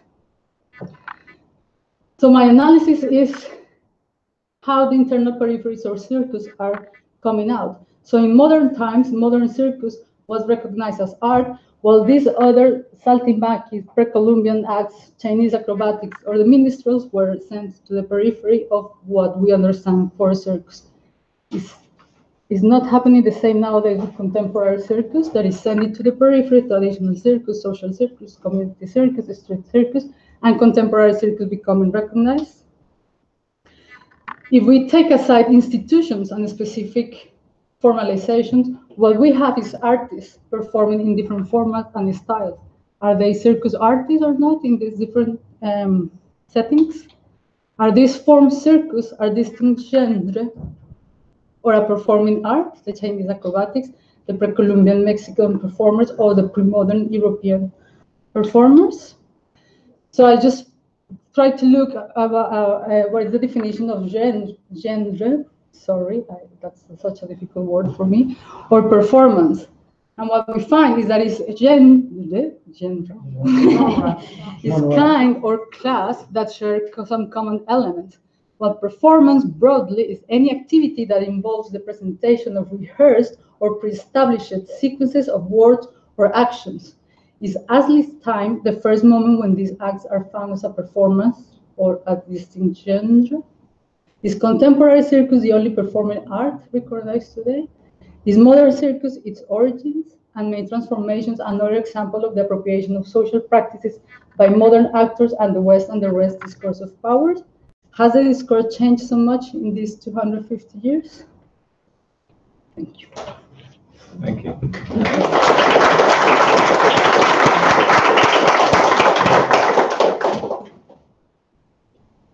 Okay. So Lucia, thank you very much. Sorry, Olga, thank you for that bird's eye view that laid down, I think, very firmly, threw down the historiographic gauntlet, and hopefully we'll be able to pick that up in a discussion. So we now have a chance for a bit of plenary discussion and or panel discussion, should I say. And so I'd like to invite the panelists, the presenters, back up to array themselves here, and we can have a bit of a conversation. I've got a couple of questions, I'm sure you have in your records.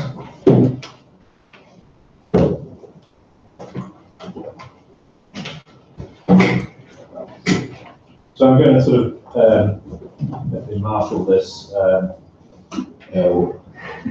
hesitate to use circus metaphors too much to remaster this order, so that we have a distribution of questions amongst the various presenters.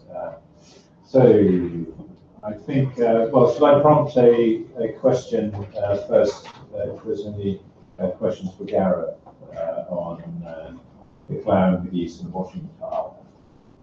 Yes. Sorry. What audiences are aware of the trick? Or was it actually, did people fall for it? I have no idea.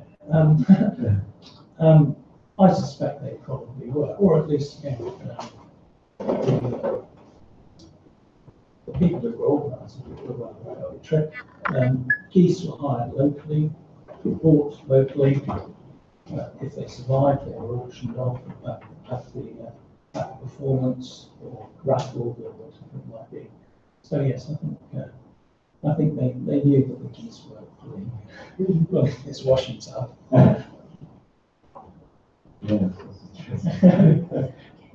Question there.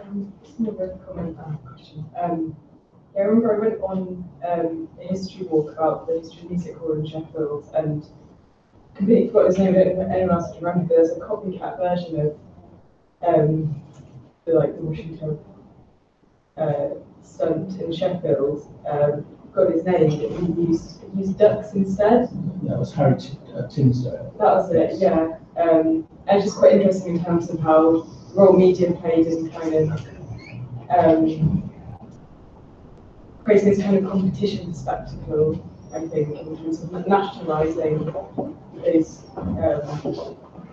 that kind of code.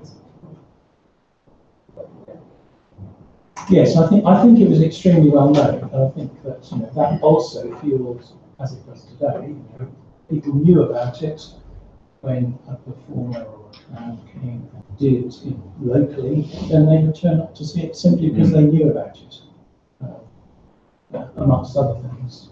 Yeah. It's a very interesting question. Yes. On a post I've come across the term jingling for something. A fat pig is to be jingled for by the first 6 members of the audience who arrive. Do you know what? It sounds like it's a raffle or an auction or something, but I can't find its exact meaning. I don't know. I'll just keep pretending it's a raffle or an auction. It sounds like that. Yeah. I mean, what comes across is the thirst for spectacle of any kind, really, by those kind of rather, to us, absurd kind of stunts, demonstrations. And okay, perhaps the tightrope one would carry today, but not, sort of someone in a washing club. I mean, it's an unusual thing to see, but it is extraordinary, the level of enthusiasm. Yeah. Yeah. A lot. Yes. A lot. Maybe the she likes falling every time. Well, there's a I used Madame Caroline's the example simply because it was one of the shortest. There was another lady, Madame Sylvia, who seemed to fall all the time. She fell 4 or 5 times within 5 minutes. That's what sense. And you have to wonder whether this was actually put on in order to basically add thrill to the thing, so that people would then say, "Oh, I wonder if she can do it in the circus."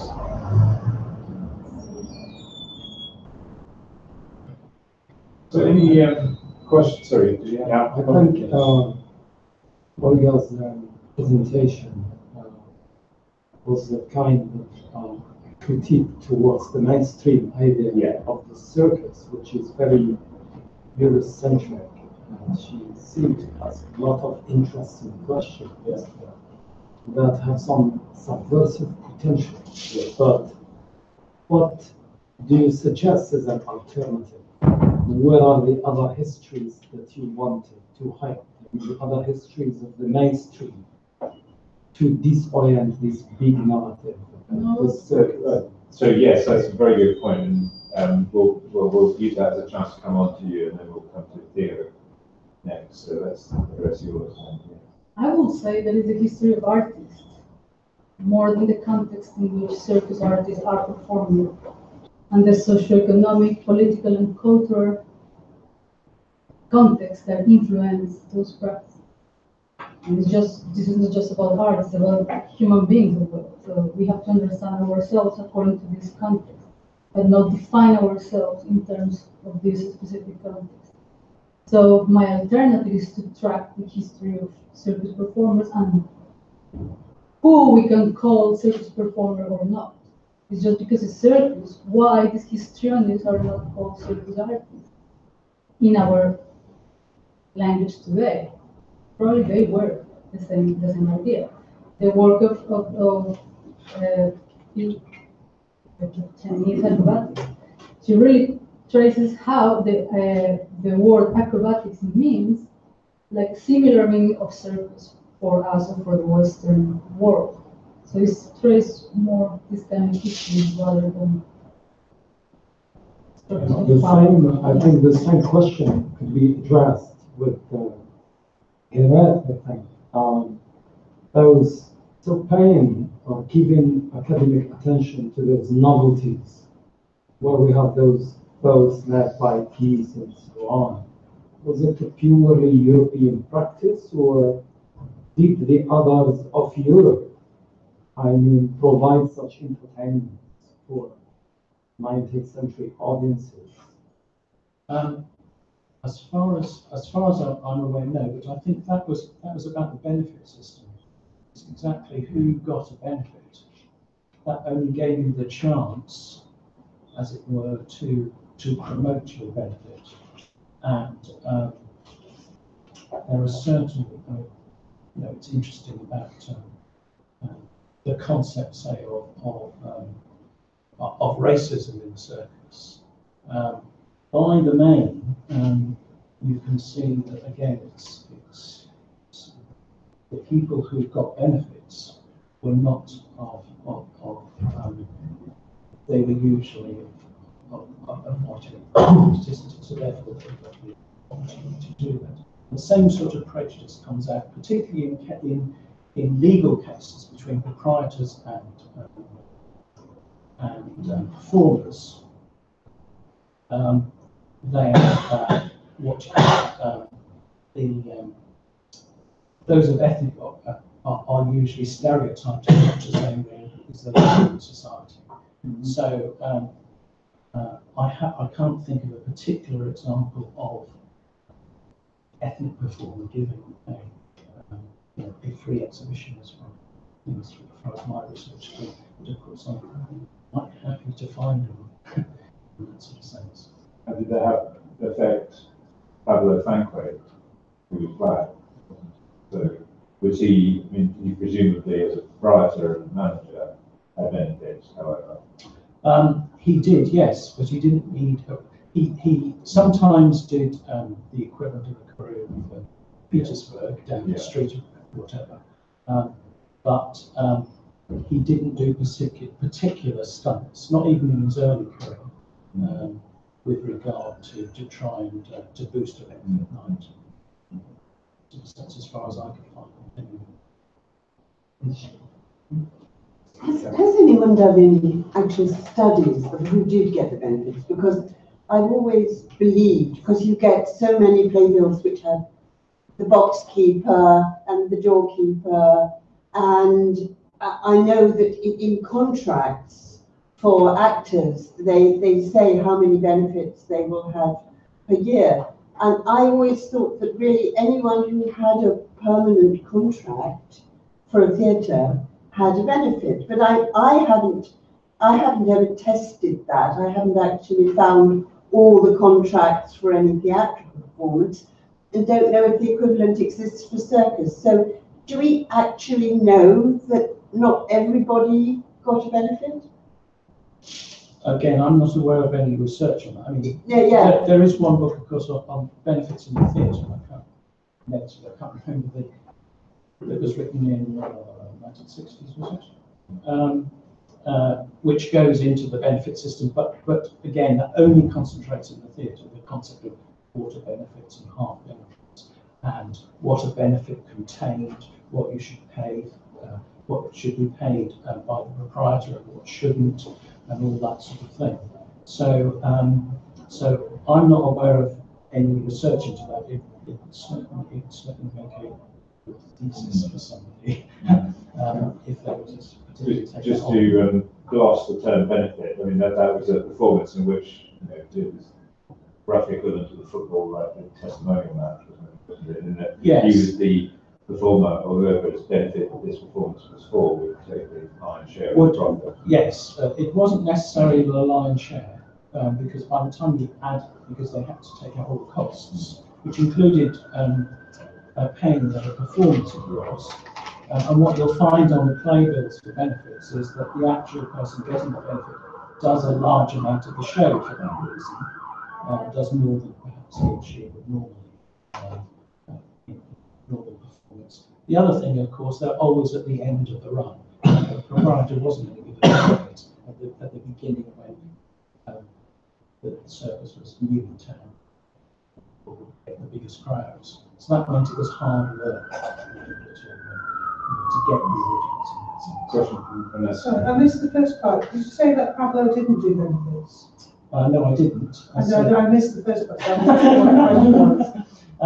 What I said was that although he did, shall we say, exhibitions outside towards the end of the run, like the example I used, that he would often do the career at Petersburg, the central street of the town. But I'm not aware of in his early career of him necessarily being given a benefit, unless he was given a benefit. unless he was. Yeah, I've got evidence he was. Yeah, I've got Yes. playbills and evidence he was given benefits within his own circus and in other circuses. Right. That's why I missed the plan. That's why I was asking. Excellent. So yeah, and it says on the bill that all the proceeds, including expenses, go to Papa. And that was 1847. Okay. So that's 1847. Can we come back to, we have a question for Teo, please? Yeah. You're not in my presentation either, too. Okay. What is your opinion on the cause of the continued division between contemporary circus and classical or traditional circus? Do you think that the circus schools are putting out trainees that are suitable for large-scale touring classical circus shows? Do you think there's maybe an arrogance in the contemporary circus scene in their reinvention of circus? I think I'd be foolish to say yes or no, because it is a mixed bag. And I would argue there's potential, you could argue that contemporary circus schools do not prepare someone for a life on the road. You know, and what Martin Burton did originally with his touring circus school was attempting to do that, was saying, you know, it's a full apprenticeship version, and you live in a tent and off you go. But you could also then say, but it's not necessarily trying to prepare people for a tenting show, for life on the road. That actually the world of circus has expanded significantly, way beyond just tents. In fact, it would be an interesting statistic to say how many people are actually employed in this country by performing in a tenting show. The number compared to other performing opportunities, I think the number would be lower than we would think it might be. So you could say it's not necessarily preparing people for that. And it's interesting when the École Nationale de Cirque in France, when that first started, if you like, importing acts into the UK, I remember witnessing tensions by those performers, what expectations there were for you as an artist to sell candy floss, you know, to work between your acts. So I think that there is an expectation issue there which continues. But I guess I don't see the world sort of divided like that, actually. Over time, I think there's been a melting, a growing mutual respect, a broader understanding. Events like this year has helped really deepen that understanding. So the roots of all our work are kind of joining up. And so there's, a particular moment I remember was working in, being invited into Jerry Cottle's show as part of the video. So this is the Rick Astley video being shot live during Gary's show. It became part of how to gather an audience. It's like you could be in a pop video, you know, fantastic. And the preparation to that meant that we were involved in rigging a trapeze rig in Jerry's tent. And there was a standoff of, let's see if these guys know how to hit this thing. How they done it. And fair enough, frankly, that was craft and skill learned over generations, and who were we to come in? Yes, we could perform, and actually, yes, we managed, we coped, and actually, it was a great video. Great moment. So I think the growth in this fact has taken a while, but I'd say now actually it's not our family. You know, it's closer closer. I find again this the fact that Thierry is speaking as a professional is already an interdisciplinary perspective. It's not just the academic who is speaking from a certain privileged position, but it is also viewing this the circus practices from the perspective of the professional. What is it that you were trying to develop as a contribution? What is your creative idea? You wanted to add something like an added value to the circus, and you have to stand in front of the mainstream. We don't know about the way the circus industry functions, but you must be very close to the context, which could be very constraining and which could incite more resistance on the part of the professional to make his idea or her idea develop into a certain legacy which makes some difference. What is the difference you wanted to make as a professional? I'll respond on a number of levels. I mean, certainly at kind of almost organisational level, I was witnessing what was emerging. I could sense potential in terms of artistic development, social impact, and a real desire to get that recognised. So your date of 1992, when the Arts Council gave some recognition, I can tell you the details of that journey, because that was a massive journey to get recognition formally within an arts institution.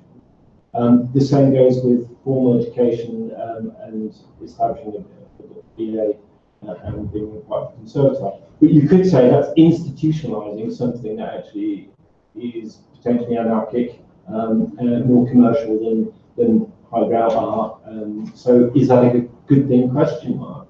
But certainly the recognition and the resourcing of that was absolutely part, and still remains for me, a very important motivation, because it has value, and it's that value that isn't necessarily being recognised and exploited. Did you feel like you were somewhere or somehow underestimated within the industry, which excited or incited your resistance into this kind of visibility? When I was speaking to a Moroccan acrobat, I said in Arabic, you're an acrobat.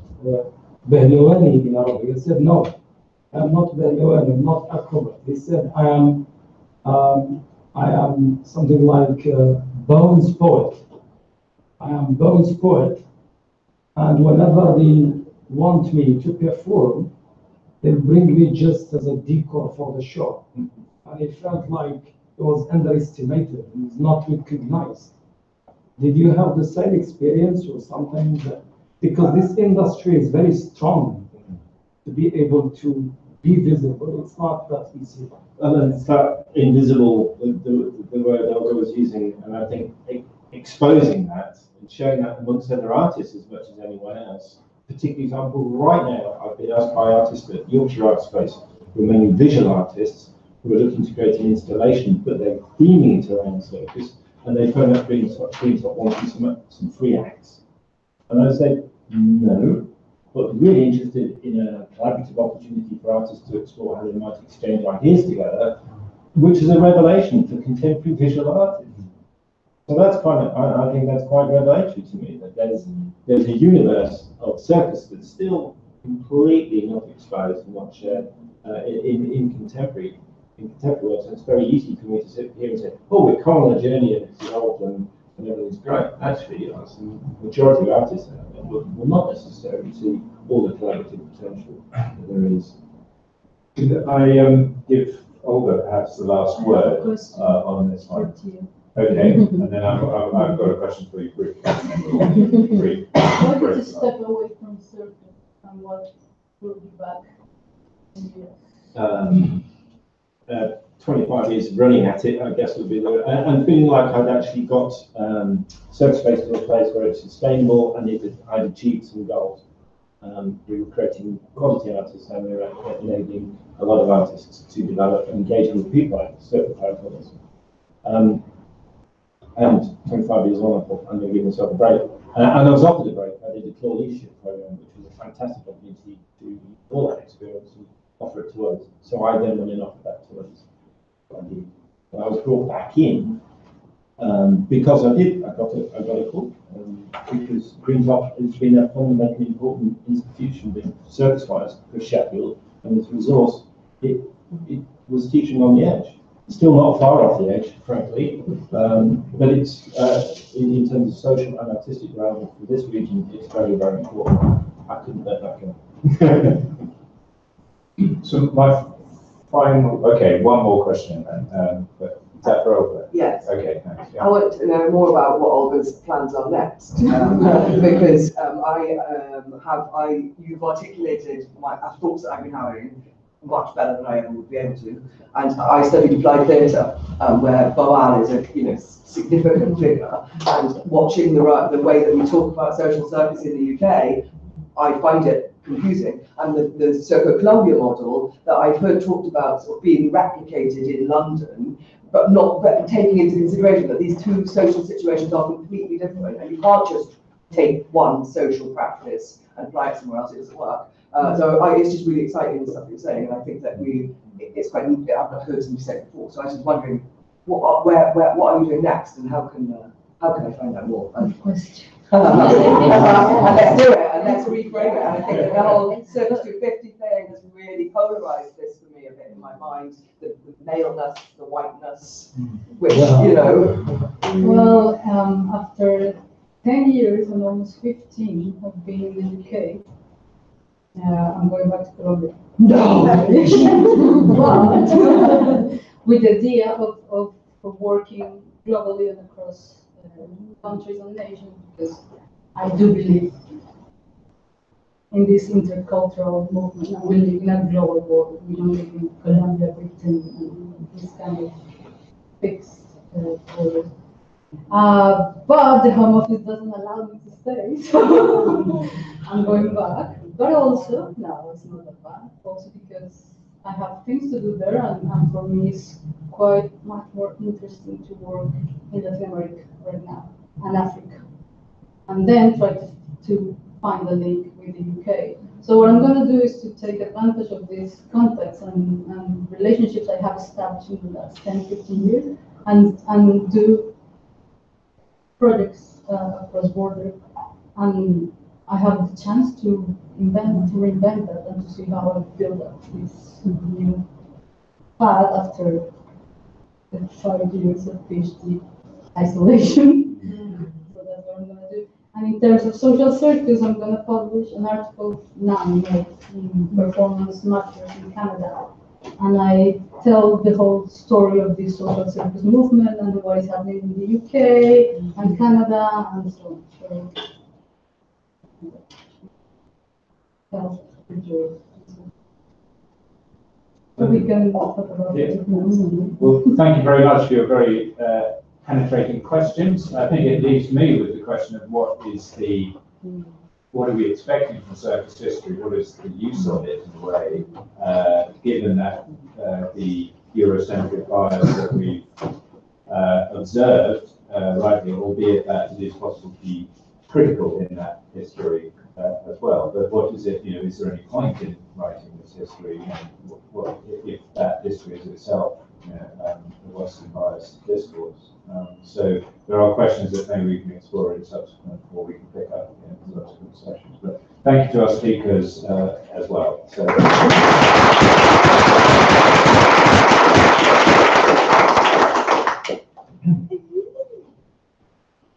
Lunch should be ready outside. There is a group meeting outside the HRI with Andrew around 1:15 to go to the National Fairground and Circus. I will be back here again for the next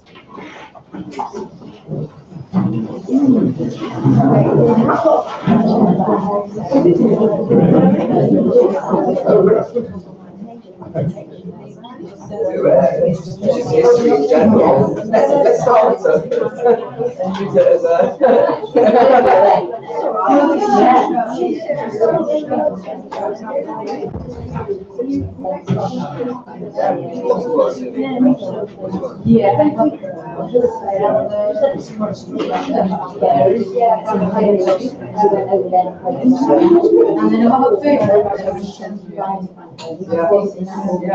That's why everyone's questioning.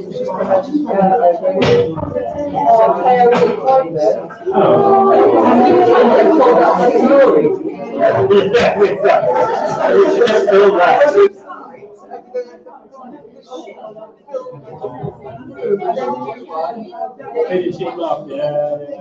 No,